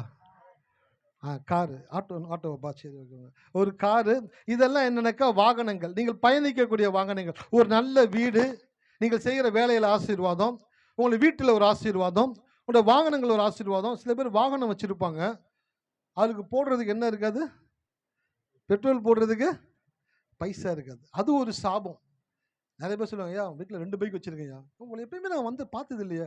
ஐயா பெட்ரோல் விற்கிற விலையில போட்டு ஓட்ட முடியுமாயா? டேய், 2 பைக் வச்சு என்னடா பிரயோஜனம்? பெட்ரோல் வாங்க காசு இல்லாமல் 2 பைக் வச்சிருக்கிற, ஒன்று வித்தாச்சு ஒன்று ஓட்டு. இல்லையா, இருக்கட்டும்யா, நடந்தே போய் நடந்தே வந்துடுறேயா. அதெல்லாம் எனக்கு சாபமான மென்டாலிட்டி. அப்படிப்பட்ட சாபத்தில் இருக்கவங்களை சீக்கிரம் வெளியில் கொண்டு ரொம்ப கஷ்டமான விஷயம். ஆலயத்துக்கு வந்து உட்கார்ந்து கடவுளுடைய வார்த்தை கேட்கும்போது தான் அந்த சாபத்திலிருந்து அவர்கள் விடுதலையாக்கப்படுகிறார்கள். ஹல்லேலூயா. அப்போ நான் சொல்கிறேன், உங்கள் லைஃப்பில், உங்கள் வீட்டில் நீங்கள் ஆசீர்வதிக்கப்பட்டிருக்கணும். கணவன் மனைவி, கணவன் மனைவியின் மூலமாய் பிள்ளைகள், பிள்ளைகளுடைய நல்ல படிப்பு. அதான் சங்கீதம் 120 எத்தனை? 128. அந்த வசனத்தை அப்படியே படிச்சு பாருங்க. இங்க சொல்லப்பட்டதும் அங்க சொல்லப்பட்டதும் ஒரே மேட்சா இருக்கும். எடுத்து வாசிங்களேன். அதான். நன்றி ஆண்டவரே. கர்த்தருக்கு பயந்து ஆம். அவர் வழிகளில் நடக்கிறவன் எவனோ அவன் பாக்கியவான். உன் கைகளின் பிரயாசத்தை நீ சாப்பிடுவாய், உனக்கு பாக்கியமும் நன்மையும் உண்டாயிருக்கும். உன் மனைவி உன் வீட்டோரங்களில் கனி தரும் திராட்சை கொடியைப் போல் இருப்பாள். உன் பிள்ளைகள் உன் பந்தியை சுற்றிலும் ஒலிவமர கன்றுகள் போல் இருப்பார்கள். இதோ, கர்த்தருக்கு பயப்படுகிற மனுஷன் இவ்விதமாய் ஆசீர்வதிக்கப்படுவான். கர்த்தர் சீயோனிலிருந்து உன்னை ஆசீர்வதிப்பார். நீ ஜீவனுள்ள நாளெல்லாம் எருசலேமின் வாழ்வை காண்பாய். நீ உன் பிள்ளைகளின் பிள்ளைகளையும் இஸ்ரவேலுக்கு உண்டாகும் சமாதானத்தையும் காண்பாய். ஆமென். ஹல்லேலூயா. அந்த உபாகமம் 28:4 இந்த 128 சங்கீதத்தையும் ரெண்டையும் அப்படியே கம்பேர் பண்ணினாக்க அதில் சொல்லப்பட்ட காரியங்கள் எல்லாம் இதில் இன்னும் பிரீஃபாக எழுதப்பட்டிருக்குது. அது ஒரு வசனத்தில் எழுதிட்டாரு, இதை ஒரு அதிகாரத்தில் எழுதுறாரு. எப்படியெல்லாம் ஒரு மனுஷன் ஆசீர்வதிக்கப்பட்டு இருப்பான். அப்போ அந்த 128 சங்கீதத்தை ஒரு மனுஷன் வாசிக்கும் பொழுது இதுதான் என் வாழ்க்கையை குறித்த பிக்சரை தேவன் கொடுக்கிறார். ஹல்லேலூயா. எத்தனை பேர் இருக்கீங்க? உங்க வாழ்க்கைக்குரிய பிக்சரை தேவன் கொடுக்கிறாரு. கர்த்தருக்கு பயந்து அவர் வழியில் நடக்கிறவன் எவனோ அவன் உன் கைகளின் பிரயாசத்தை நீ. அப்படின்னா என்ன அர்த்தம்னாக்கா, நீ வேலை பார்த்து நீ உழைக்கிற உன்னுடைய உழைப்பிற்கான ஊதியம் முழுவதையும் உன்னுடைய கரத்தில் வந்து தேவன் கிடைக்கும்படி செய்வார். இன்னைக்கு என்னன்னாக்கா, நம்ம வேலை பார்க்குறோம், ஆனால் மறைமுகமாக நம்மளுடைய நமக்கு வர வேண்டிய ஊதியத்தை மறைமுகமாக வேற யாரோ ஒருத்தவங்க சாப்பிட்டுக்கிட்டே இருக்கிறாங்க. ஏதோ ஒரு வழியில் போய்கிட்டே இருக்குது. அது நமக்கும் தெரியல. நம்ம என்ன நினைக்கிறோம்னாக்கா, சரி ஓகே, 500 ரூபா கிடைக்கிறதுல 400 ரூபா வந்துச்சு சந்தோஷம் அப்படின்ட்டு வந்துடுறீங்க. ஆனால் உங்க வாழ்க்கையில நீங்க உழைக்கிற உழைப்புக்கான முழுமையான ஊதியத்தையும் நீங்கள் பெற வேண்டும் என்று தேவன் விரும்புகிறார். ஹல்லேலூயா. அதனால ஒரு நாளும் உங்களுடைய ஊதியத்தை வந்து மறைமுகமா யாராச்சும் எடுக்கும் பொழுது சரி ஓகே போயிட்டு போறாங்க விடுங்க அப்படின்ற மனநிலைக்குள்ள வராதீங்க. ஆண்டவரே, உம்முடைய வசனம் சொல்லுது, என் கைகளின் பிரயாசம் முழுவதையும் நான் சாப்பிடுவேன் என்று எழுதப்பட்டிருக்கிறபடினாலே என்னுடைய உழைப்புக்கு வர வேண்டிய வருமானத்தை நீங்க எனக்கு கிடைக்கும்படி செய்கிறதற்காக நன்றி ஆண்டவரே என்று நீங்கள் சொல்லும் பொழுது, யார் மறைமுகமாக உங்களுடைய வேலையினுடைய வருமானத்தை சாப்பிட்டு கொண்டிருக்கிறார்களோ அவர்களிடத்திலிருந்து எடுத்து தேவன் உங்களுக்கு கொடுக்கக்கூடியவராக இருக்கிறார். ஹல்லேலூயா. எத்தனை பேர் இருக்கீங்க? நம்ம கைகளின் பிரயாசத்தை நீ சாப்பிடுவாய், உனக்கு பாக்கியமும் உன் மனைவி உன் வீட்டு ஓரங்களில் கனி தரும் திராட்சை கொடியை போல் இருப்பாள். உன் பிள்ளைகள் உன் பந்தியை சுற்றிலும் ஒலிவு மர கன்றுகளை போல இருப்பார்கள். மனைவியை பார்க்கும் பொழுது சொல்லணும், நீ கனி தரும் திராட்சை செடி. ஹல்லேலூயா. உனக்கு ஒன்றும் வராது, வாயை மூடு, உனக்கு ஒன்றும் தெரியாது. அதான் கணவன் மனைவியை குறித்து பேசணுன்றதுக்காக ஒரு டாபிக் ஒன்று எழுதிக்கிட்டே வரேன். கணவன் மனைவியை குறித்து அது எழுதிட்டே இருக்கும் பொழுது, தன் மனைவியை ராணியை போல் பார்த்து கொள்ளுகிறவன் ராஜாவை போல் வாழ்வான். தன் கணவனை ராஜாவை போல் கவனித்துக் கொள்ளுகிறவள் ராணியை போல் வாழ்வாள். ஹல்லேலூயா. எத்தனை பேருக்கு வார்த்தை உள்ள போச்சு? எதுவும் புரியல சார். ராஜா ராணின்னு சொன்னீங்க, அந்த 2 வார்த்தை வேணா சீரியல் வந்தனால அந்த சீரியலுடைய பேர் மட்டும் எங்களுக்கு புரியுது அப்படின்ட்டு யாரோ சொல்றீங்க. அதாவது கணவன் தன் மனைவியை ராணியை போல பார்த்துக்கிட்டா அந்த அம்மா இவர் எப்படி பார்த்துப்பாங்க? ராஜாவை போல கவனிச்சுப்பாங்க. இந்த அம்மா வீட்டுக்கார ராஜாவை போல நடத்துனாங்கனாக்க ராணியை போல அவங்க வீட்டுக்கார அவங்கள பார்த்துப்பாரு. அப்போ கடவுள் ஒருத்தருடைய உயர்வை இன்னொருத்தருக்குள்ள லிங்க் பண்ணி வைத்திருக்கிறார். அதனால தான் வேதம் சொல்லப்பட்டிருக்கிறது, கணவன் மனைவி இருவராய் இராமல் அவர்கள் ஒரே 2 பேர் இல்ல, அவங்க 2 பேரும் ஒண்ணா இருக்கிறாங்க. இவங்க அவங்களுக்கு என்ன செய்றாங்களோ அதனுடைய வெளிப்பாடு பிரதிபலனா இவங்க அவங்களுக்கு செய்யக்கூடியவங்களா இருக்கிறாங்க. அப்ப கணவனும் மனைவியும் இணைந்து இருக்கும் பொழுது இவங்க அவங்கள எப்படி பார்த்துக்கிறாங்களோ அப்படிதான் அவங்க இவங்கள பார்த்து கொள்ளக்கூடியவங்களா இருக்கிறாங்க. அப்ப மனைவி எப்படி இருப்பாங்க? கனி தரும். ஆமா. அதனால ஒல்லியா இருப்பாங்களா, குண்டா இருப்பாங்களா, அதை குறித்து நான் பேச வரல. கனி தரும் திராட்சை கொடியை போல இருப்பாள் அப்படின்ற ஒரு கணவன் தன் மனைவியை பார்த்து சொல்லணும், என் மனைவியாகிய நீ கனித்தரும் திராட்சை கொடியை போல இருக்கிறாய் என்று அவர்களை பார்த்து சொல்லும் பொழுது, கணவன் உணர்ந்த அந்த வார்த்தையை மனைவியை பார்த்து சொல்லும் பொழுது, மனைவியினுடைய சரீரத்திலே எப்படிப்பட்ட காரியங்கள் உருவாக வேண்டுமோ அந்த உருவாக்கத்தை தேவனுடைய வார்த்தை செய்யக்கூடியதாக இருக்கிறது. ஹல்லேலூயா. உன் பிள்ளைகள் உன் பந்தியை சுற்றிலும். அப்ப பிள்ளைகளை பார்க்கும் பொழுது எப்படி சொல்லணும்னாக்க, என் பிள்ளைகள் எல்லாரும் ஒளிவு மர கன்றுகளைப் போல என் பந்தியை சுற்றிலும் இருப்பார்கள். என் பிள்ளைகள் எல்லாம் கர்த்தரால் போதிக்கப்பட்டு இருப்பார்கள். அவருடைய சமாதானம் பெரிதாக இருக்கும். பிள்ளைகளை எப்படிப்பட்ட கண்ணோட்டத்தோட பார்க்கணும்? பிள்ளைகளை பிச்சைக்காரமே பார்க்கக்கூடாது. என்ன பார்க்கக்கூடாதுங்க? ஆமா, பிள்ளைகளை பிச்சைக்காரங்க மாதிரி பார்க்கக்கூடாது. பிள்ளைகளை வந்துட்டு பலவீனமானவங்களா பார்க்கக்கூடாது. பிள்ளைகளை வந்துட்டு கடவுளுக்கு பயப்படாத பிள்ளைகளை போல பார்க்கக்கூடாது. பிள்ளைகளை பார்க்கும் பொழுது பெற்றோர்கள் எப்படிப்பட்ட மனநிலையோடு பிள்ளைகளை பார்க்கிறீர்கள், எப்படிப்பட்ட வார்த்தைகளை பிள்ளைகளை பார்த்து சொல்லுகிறீர்கள் என்பதை வைத்துதான் அந்த பிள்ளைகளுடைய எதிர்காலங்கள் தீர்மானிக்கப்படுகிறது. அதான் நேற்று தினத்தில் நவீன்கிட்ட பேசிட்டு இருந்தேன். பிள்ளைங்க தலையெடுத்தாதான் பெற்றோர்கள் ஓய்வெடுக்க முடியும். ஹல்லேலூயா. நிறைய பெற்றோர்களுக்கு என்னன்னாக்கா ரெஸ்ட் தேவைப்படுது. ரெஸ்ட் தேவையா? ஓடிட்டேயா, ரொம்ப வருஷம் ஓடிட்டேயா, கல்யாணம் ஆகி 25 வருஷம் 30 வருஷம் ஆயிடுச்சியா, இந்த 30 வருஷமும் லீவ் போடாமல் நல்ல நாள் கெட்ட நாள்னு தெரியாமல் இரவும் பகலும் ஓடி ஓடி ஓடி உழைச்சி உழைச்சி உழைச்சி எனக்குன்னு பெருசாக ஒன்றும் நான் யோசிக்கிறது இல்லையா? எதுவும் எனக்கு பெருசாக திங்க் பண்ணுறது கூட கிடையாது. ஒய்ஃப் ஏதோ சாப்பாடு கட்டி கொடுப்பாங்க, என்ன சாப்பாடுன்னு கூட கேட்கறது கிடையாது. ஹல்லேலூயா. ஒய்ஃபு கூட சொல்கிறது கிடையாது, ஏங்க இன்றைக்கி நான் இந்த மாதிரி சாம்பார் வச்சுருக்கிறேன், தொட்டுக்கிறதுக்கு கோஸ் வச்சுருக்கிறேன், டைம் கிடையாது. வா சாப்பாடு ரெடி ஆச்சா அந்த பண்ணிட்டேன் எஞ்சின முடிஞ்சு டக்கு டக்குன்னு மூடி கையில் கொடுத்து விட்டு சாப்பிட்ற டைமில் தான் அற்புதமாக இருக்கும் அந்த எதிர்பார்ப்பு. இன்னைக்கு மனைவி என்ன செஞ்சுருப்பாங்களோ அப்படின்னு எதிர்பார்ப்போடு டிஃபன் பாக்ஸை திறந்து சாப்பிட்றது. இப்போ நான் இது ஏன் சொன்னேன்? என்னப்பா புரியல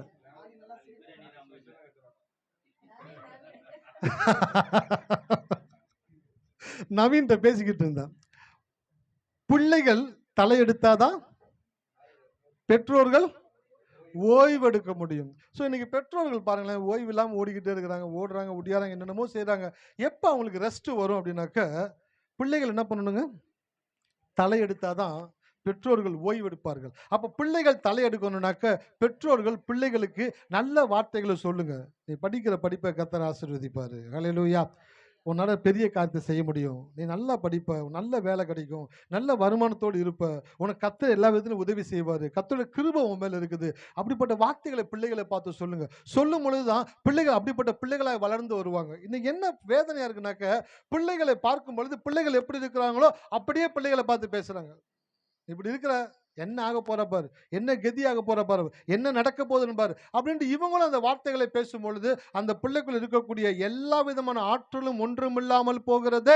அதனால தான் ஆளுக்கு உட்காந்தீங்கன்னாக்க ஒரு ஊழியக்காரை கொண்டு தேவன் பேசுகிறார். நீங்கள் எப்படி பேசணும், ஒரு கணவன் மனைவியை எப்படி பார்க்கணும், ஒரு மனைவி கணவனை எப்படி பார்க்கணும், பெற்றோர் பிள்ளைகளை எப்படி பார்க்கணும், பிள்ளைகள் பெற்றோரை எப்படி பார்க்கணும், இதெல்லாம் சபையில போதிக்க வேண்டிய ஒரு காரியமாக இருக்கிறது. ஹல்லேலூயா.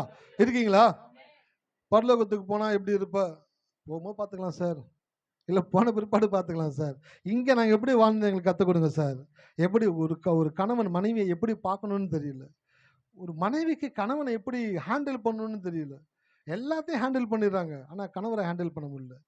கணவர் எல்லாத்தையும் ஹேண்டில் பண்ணிடுறாரு, மனைவியை ஹேண்டில் பண்ண முடியல. சார் நான் 7 ஊரோட சுற்றி வந்துடுவேன் சார், ஆனால் உங்களை சமாளிக்கிறது மட்டும் என்னால் முடியவே முடியல சார். ரொம்ப சிம்பிள். கணவன் மனைவிக்கு இடையே ஏற்படும் சிறு சிறு விரிசல்களை விட்டு கொடுத்தல் என்னும் பசையினால் ஒட்டி விடுங்கள். எத்தனை பேர் கவனிச்சீங்க? கணவன் மனைவிக்கு இடையே ஏற்படும் சிறு சிறு விரிசல்களை விட்டு கொடுத்தல் என்னும் பசையினால் ஒட்டி விடுங்கள். அப்படின்னாக்க சின்ன சின்ன விரிசல்கள் வந்துகிட்டு தான் இருக்கும். விரிசல் வராமல் இருக்காது. ஒரு புது வீடு கட்டுறோம், விரிசல் வருதா இல்லைங்களா? சின்ன விரிசல் வருது. என்ன கொத்தனார் வீடு கட்டினா விரிசல் வருது? விரிசல் வரதான் செய்யும். அந்த விரிசல் வந்தோடனே கொஞ்ச நாளுக்கு அப்புறம் பட்டி போட்டு அதை பேஸ்ட் பண்ணி தேய்ச்சிட்டு பெயிண்ட் அடிச்சிங்கன்னா அது என்ன பண்ணிடுங்க, மறைஞ்சிடும். அப்படிதான் கணவன் மனைவியுடைய லைஃப்லையும் சின்ன சின்ன விரிசல்கள் தினந்தோறும் ஏற்பட்டு கொண்டே இருக்கும். அந்த விரிசல்கள் பிளவுகளாக ஏற்படும்படி இடம் கொடுத்து விடக்கூடாது. ஹல்லேலூயா. அதான் கோயிலுக்கு வர்றீங்க. விரிசல்களை பிளவுகளாக ஏற்படுத்தும்படி இடம் கொடுத்துடக்கூடாது. விரிசல்களை விட்டு கொடுத்தல் என்னும் பசையினால் ஒட்டி விடுங்கள். விட்டு கொடுங்க. யார்கிட்ட விட்டு கொடுக்குறீங்க? பவுல் எழுதுறாரு, கணவன் மனைவி இருவரும் ஒரே சரீரமா இருக்கிறாங்க. இரண்டாவது எழுதுறாரு, தன் சொந்த மாம்சத்தை பகைத்தவன். அப்ப கணவன் மனைவி 2 பேரும் எப்படிதான் இருக்கிறாங்க? ஒரே சரீரமா இருக்கிறாங்க. அப்ப விட்டு கொடுக்கும் பொழுது யாருக்கு விட்டு கொடுக்குறீங்க? உங்களுக்கு தான் சார் விட்டு கொடுக்குறீங்க. ஹல்லேலூயா. உங்களுக்கு உங்களுக்கு நீங்க விட்டு கொடுக்க மாட்டீங்களா? சார் உங்களுக்கு விட்டு கொடுப்பீங்களா மாட்டீங்களா? உங்களுக்கு விட்டு கொடுப்பீங்களா நீங்க? அப்ப உங்க மனைவி யாரு? உங்கள பாதியா இருக்கிற உங்க மனைவிக்காக, உங்க கணவருக்காக நீங்கள் விட்டு கொடுக்கும் பொழுது என்ன பண்றீங்கன்னாக்க, நீங்கள் இன்னும் தேவனுடைய வார்த்தையினால இணைக்கப்படுகிறீர்கள். விட்டு கொடுங்க. ரிலாக்ஸா விட்டு கொடுங்க. பரவாயில்லப்பா, பரவாயில்ல. வெள்ளிக்கிழமை குபேரன் பிரதர்கிட்ட பேசிட்டு இருந்தேன், அண்ணன்லாம் பேசிட்டு இருந்தோம். பைக்ல போறோம், வீட்டுக்காருக்கு ரூட்டு தெரியும். ஏன்னா ஊரே சுத்துற மனுஷன். மனைவி யாருனாக்க வீட்டுக்குள்ளேயே சுத்துறவங்க. மனைவி வீட்டுக்குள்ளேயே சுத்துவாங்க, வீட்டுக்காரு ஊர்லாம் சுத்துறவர். அவருக்கு எந்த வழியில போனான்னு தெரியாதா? பைக்ல உட்காந்து போய்கிட்டு இருக்கும்போது மனைவி சொல்லுவாங்க, "பா இந்த பக்கம் வேணாம்பா, இந்த பக்கம் போப்பா" அப்படின்னு சொல்றாங்கன்னு வச்சுங்களேன். சும்மா வாயை மூட்டு கம்னு உட்காரு. சரி, இது மாதிரி பேசிட்டு இருப்பேன். எந்த பக்கம் எங்களுக்கு தெரியாதா? ஊரே சுத்திக்கிட்டு வருகிறேன், இந்த பக்கம் அந்த பக்கம் போன்றேன், வாயை மூடு அப்படின்னு சொல்லிட்டு போயிட்டு இருப்பாரு. சிரிச்சுக்கிட்டே ஏறி உட்கார்ந்த மனைவி அந்த இடத்துல இறங்கும் பொழுது மூஞ்சியே வேற மாதிரி இருக்கும். ஏன் வேற மாதிரி இருக்குன்னு சொல்லிட்டுங்களா? இந்த பக்கம் போகாதப்பா, இந்த பக்கம் போப்பான்னு சொல்லும் பொழுது அவரு, வாயை மூடு எனக்கு தெரியாதா, நான் போறேன் அப்படின்னு சொன்னேன். நான் சொல்ற எதையுமே இந்த மனுஷன் கேட்க மாட்டாரு. இது மட்டும் கிடையாது, அந்த 3/4 மணி நேரத்துல எவ்வளவு விஷயம் ஓடுது பாருங்க. அன்னைக்கு கூட சொன்னேன், அதையும் கேட்கல. இதை கொடுங்கன்னு சொன்னேன், அதையும் கொடுக்கல. இதை விட்டுருங்கன்னு சொன்னேன், அதையும் விடல. இருந்தாலும் நான் சொல்றது எதையுமே கேட்க மாட்டாருல்ல. அப்ப என்ன ஒரு மனுஷியா கூட மதிக்கிறது இல்ல. அப்புறம் இதுக்கு தான் நான் இருக்கிறேன். இல்ல இன்னைக்கு ஒரு 2 முடிவுல ஒன்று எடுத்தே ஆகணும். வீட்டுக்கு போன வச்சுக்கிறேன். என்ன பண்றேன்னு பாரு. நான் சொல்றேன், மனைவி சொன்ன பக்கம் போனா டிராபிக்கா இருந்தா கூட பரவாயில்ல, அந்த பக்கம் வண்டியை விடுன்றேன். அந்த டிராபிக்ல நின்று நொந்து நூலாகி மனைவி அப்படியே வார்த்தை முட்டி யோசிப்பாங்க. ஓ தெரியாதனமா அவர் சொல்லிட்டோம், அவர் போன ரூட்ல போயிருந்தா கூட சீக்கிரம் போயிருக்கலாம் போல, நம்ம சொன்ன ரூட்ல போய் தட்டி தடுமாறுறாரு, தவிக்கிறாரு, அப்படியே நிக்குதே. இப்போ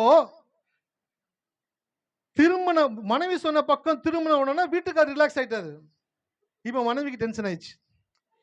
மனைவி சொன்ன பக்கம் திரும்பாம வீட்டுக்காரர் அந்த பக்கம் போயிருந்தாருனாக்க வீட்டுக்காருக்கு ரிலாக்ஸா இருக்கும், மனைவிக்கு டென்ஷனா இருக்கும். அப்ப அந்த இடத்துல திரும்பி அந்த டிராபிக் உள்ள போகும்போது மனைவி சொல்றாங்க, நீங்க சொன்ன ரூட்லயே போயிருந்துருக்கலாம்ல, தெரியாதமா இந்த பக்கம் வந்தாச்சு, பரவாயில்ல விடுமா, இந்த பக்கம் நான் வந்ததே இல்லை, நீ சொன்னனால இந்த பக்கம் வந்தேன், இப்படி ஒரு ரூட் இருக்கான்னு இப்பதான் நான் பாக்குறேன், நான் நாளைக்கு போகும்போது வரும்போது யூஸ்ஃபுல்லா இருக்கும்ல அப்படின்னு சொல்லும் பொழுது நாளை பின்ன வழி சொல்லுவாங்க.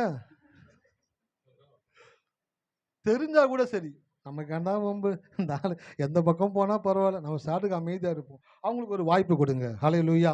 சார் வாழ்க்கையில எப்ப தெரியுங்களா சந்தோஷமா இருக்கும்? தப்பு செய்யும் போது தான் சந்தோஷமா இருக்கும். ஹல்லேலூயா. எத்தனை பேர் இருக்கீங்க? நீங்க ஒரு விஷயத்தை கரெக்டா செய்யும் பொழுது சந்தோஷமா இருக்காது. ஒரு விஷயத்தை தப்பா செஞ்சு பாருங்களேன், அதுல இருக்கக்கூடிய மகிழ்ச்சி வேறு எதுவுமே கிடையாது. கரெக்டான ரூட்ல போய் கரெக்டான கல்யாணத்துக்கு போய் பிரியாணி சாப்பிட்டு வீட்டுக்கு வந்தீங்கன்னாக்கா முடிஞ்சு போச்சு ஃபங்க்ஷன். ஆனா மனைவி சொன்ன தப்பான ரூட்ல போய் தட்டு தடுமாறி அங்க போய் மனைவி உங்ககிட்ட மன்னிப்பு கேட்டு நீ விடுமான்னு சொல்லி அந்த ஒரு என்ஜாய்மெண்ட் இருக்கு பார்த்தீங்களா, அந்த என்ஜாய்மெண்ட் எப்ப சார் கிடைக்கும்? விட்டு கொடுக்கும் போது தான் கிடைக்கும் சார். ஹல்லேலூயா. அப்ப மனைவிக்காக விட்டு கொடுங்க. மனைவிக்காக கணவர் என்ன பண்ணணும்? விட்டு கொடுக்கணும். இந்த விட்டு கொடுக்குறது என்னக்கா ஒரு பசை மாதிரி. இந்த பசையை வச்சுதான் விரிசல்கள் என்ன செய்ய முடியும்? ஒட்ட முடியும். அப்போ வசனத்தை படிக்கிற நீங்க அந்த வசனத்தின்படி மனைவி கிட்ட எப்படி இன்டராக்ட் பண்றீங்க அப்படின்றத வச்சுதான் தேவன் வாழ்க்கையை வந்து டியூன் பண்ணக்கூடியவராக இருக்கிறார். நான் ஒரு நாள் பெண்களை குறித்து பேசுறேன்னு சொல்லிட்டு ஒவ்வொரு நாளும் பெண்களை குறித்து தான் பேசிக்கிட்டே இருக்கிறேன். அல்லேலூயா. எத்தனை பேர் இருக்கீங்க? ஆமாம், ஒரு நாள் கட்டாயமா பெண்களுக்கான சிறப்பு கூடுகை அப்படின்ட்டு ஃபர்ஸ்ட் ஹாஃப் அண்ணன் பேசுவாங்க, செகண்ட் ஹாஃப் ஆமாம் நான் பேசுவேன். ஒரு ஃபுல்லு ஒரு ஒரு நாளில் ஒரு ஃபுல் உங்களுக்கு ரெடி பண்ணி வைக்க போகிறோம். ஃபர்ஸ்ட் ஹாஃப் அண்ணன், செகண்ட் ஹாஃப் நான். வீட்டுக்கு போகும்பொழுது அப்படியே அந்த வார்த்தையை பெற்றுக்கொண்ட அந்த ஒரு தெளிவோடு கூட கடந்து போக போறீங்க. உங்க வாழ்க்கையில இன்னும் பெரிய பெரிய காரியங்களை தேவன் திட்டமிட்டு இருக்கிறார். ஹல்லேலூயா. ஏன் கணவன் மனைவியை குறித்து கடவுள் பேசுறாரு, ஏன் குடும்பத்தை குறித்து பேசுறாருனாக்க, இப்படிப்பட்ட போதனைகள் இடங்கள்ல சபைகளிலையும் வீட்டுகளையும் சமுதாயத்திலையும் இல்லாதபடினால தான் சின்ன சின்ன ஒரு மிஸ் அண்டர்ஸ்டாண்டிங் பெரிய பெரிய பாதிப்புகளை உண்டாக்கக்கூடியதாக இருக்கிறது. அப்ப உன் மனைவி உன் வீட்டு ஓரங்களில் கனி தரும் திராட்சை கொடியை போல இருப்பாள் என்ற வார்த்தையை மனைவியை பார்த்து சொல்லும் பொழுது அந்த வார்த்தை அந்த மனைவியை கனி தரக்கூடிய ஒரு மகளாய் அந்த வார்த்தை மாற்றக்கூடியதாக இருக்கிறது. ஹல்லேலூயா. என் பிள்ளைகள் எல்லாரும் என் பந்தியை சுற்றிலும் ஒளிவு மர கன்றுகளைப் போல இருப்பார்கள். பிள்ளைகளை பார்த்து டெய்லி சொல்லுங்க. நான் அடிக்கடி சொல்றது இப்போ என் பசங்களை பார்த்து, என் பிள்ளைகள் எல்லாம் கர்த்தரால் போதிக்கப்பட்டு இருக்கிறார்கள், என் பிள்ளைகளுடைய சமாதானம் பெருசா இருக்கும் என்று தேவன் சொல்லியிருக்கிறபடினாலே என் வீட்டில் அப்படிப்பட்ட காரியங்கள் தான் இருக்கும். என் மனைவியை பார்த்து நான் அடிக்கடி சொல்லுவேன், கர்த்தர் உனக்கு நல்ல ஞானம், ஆரோக்கியம், வெளிப்பாடு, அபிஷேகம் எல்லாவற்றையும் தேவன் நிறைவாய் உனக்கு கொடுத்திருக்கிறார் அப்படின்ட்டு சொல்ல சொல்ல அவங்களோட செயல்களில் சில காரியங்களை நான் கவனிக்கிறேன். ரொம்ப தெளிவாக இருக்கிறாங்க, ரொம்ப ஞானமாக பேசுகிறாங்க, சில காரியங்களை ரொம்ப தெளிவாக டிக்டேட் பண்ணுறாங்க, முடிவெடுக்கிறாங்க. இதெல்லாம் பார்க்கும் பொழுது எப்படி ஆண்டவரேன்னு சொல்லும் பொழுது நீ சொல்லுகிற வார்த்தைகள் அது உயிருள்ள வார்த்தைகளாய் மாறுகிறது. ஹல்லேலூயா. இப்போ படிக்கிற பிள்ளைங்க இருக்கிறாங்க, படிக்கிற பிள்ளைங்க புக்கை எடுத்த உடனே ரொம்ப கஷ்டமான ஒரு பாடமாக இருக்குது, இதை நான் படித்து எப்படி தான் பாஸ் பண்ண போகிறனோ தெரியலையே அப்படின்னு நீங்கள் நினைக்கும் பொழுது சொல்லும் பொழுது ஒரு ஹார்மோன்ஸ் உங்கள் மூளையில் சுரக்க ஆரம்பிக்கிறது. அந்த ஹார்மோன்ஸ் என்ன பண்ணுதுனாக்க ரொம்ப ஈஸியான காரியங்களை கூட உங்களால் புரிஞ்சு கொள்ள முடியாத விதத்தில் உங்களுடைய ஹார்மோன்ஸில் மாற்றத்தை உண்டாக்கக்கூடியதாக இருக்கிறது. அதனால தான் கோயிலுக்கு வந்தீங்கன்னாக்க கடவுளுடைய வார்த்தையை கவனிக்கணும், சின்ன பிள்ளைங்களும் கவனிக்கணும். ஹல்லேலூயா. பெரிய ஆளுங்க கவனிக்கிறீங்களோ சின்ன பிள்ளைங்க நல்லா கவனிங்க. ஏன்னா நீங்கள் தான் வளர்ந்து வருகிறீங்க. நீங்கள் அடுத்தடுத்து உங்கள் வாழ்க்கையில் பெரிய பெரிய காரியங்களை உங்களுக்காக தேவன் திட்டமிட்டு இருக்கிறார். அப்போ படிக்கிற புத்தகத்தை எடுத்து வைக்கும் பொழுது எப்படி சொல்லணும்னாக்க, இந்த புத்தகத்தை பார்த்த உடனேயே அது கஷ்டமான சப்ஜெக்டாக இருக்குதா, இயேசுவின் நாமத்தினால இந்த சப்ஜெக்ட் எனக்கு ரொம்ப ஈஸியாக இருக்கும், இதை கர்த்தர் எனக்கு புரிந்து கொள்ளக்கூடிய ஞானத்தை கொடுப்பாரு, இது ரொம்ப ஈஸியாக என்னால் படிக்க முடியும், எனக்கு கர்த்தர் உதவி செய்வார், அப்படிக்கூடிய ஞானத்தையும் தெளிவையும் எனக்கு தேவன் கொடுத்திருக்கிறபடினால் நன்றி ஆண்டவரே என்று நீங்கள் வாயை திறந்து சொல்லும் பொழுது உங்கள் வார்த்தைகள் உங்கள் காதுகளின் வழியாய் உங்கள் மூளைக்கு செல்லுகிறது. உங்கள் மூளை நீங்கள் படிக்கிற காரியங்களை புரிந்து கொள்ளக்கூடிய ஹார்மோன்ஸை சுரக்க செய்யக்கூடியதாக இருக்கிறது. ஹல்லேலூயா. எத்தனை பேர் இருக்கிறீங்க? இதெல்லாம் தெரியுது, எங்களுக்குலாம் சொல்லி தரல பாருங்களேன். நாங்கெல்லாம் படிச்சப்போ மண்டையில் கொட்டி கொட்டி படிச்சு, மண்டையில் கொட்டி கொட்டி படி, கொட்டி கொட்டி கொட்டி கொட்டி படிச்சு பார்த்தா தலை ஃபுல்லாக வீங்கி இருக்குது. ஒரு காரியம் வந்து மனப்பாடம் பண்ண மாதிரி தெரியல. சில பிள்ளைங்க தொடையில் அடிச்சு அடிச்சு படிப்பாங்க, சில பிள்ளைங்க தலையில் கொட்டி கொட்டி படிப்பாங்க, சில பிள்ளைங்க புக்கில் அடிச்சு அடிச்சு படிப்பாங்க. அப்பெல்லாம் படிக்கக்கூடாது. படிக்கிறதுக்கு முன்னாடியே புக்கை எடுத்து வச்சு வார்த்தையை சொல்லுங்க. இந்த சப்ஜெக்ட் எனக்கு கர்த்தர் ரொம்ப ஈஸியாக மாற்றி கொடுப்பாரு, எனக்கு புரிஞ்சுக்கொள்ளக்கூடிய ஞானத்தை கொடுப்பாரு, ரொம்ப சூப்பராக இதை நான் படித்து பெஸ்ட் மார்க் வாங்கும்படி தேவன் எனக்கு கிருபை செய்வார் என்று சொல்லிட்டு படிங்க.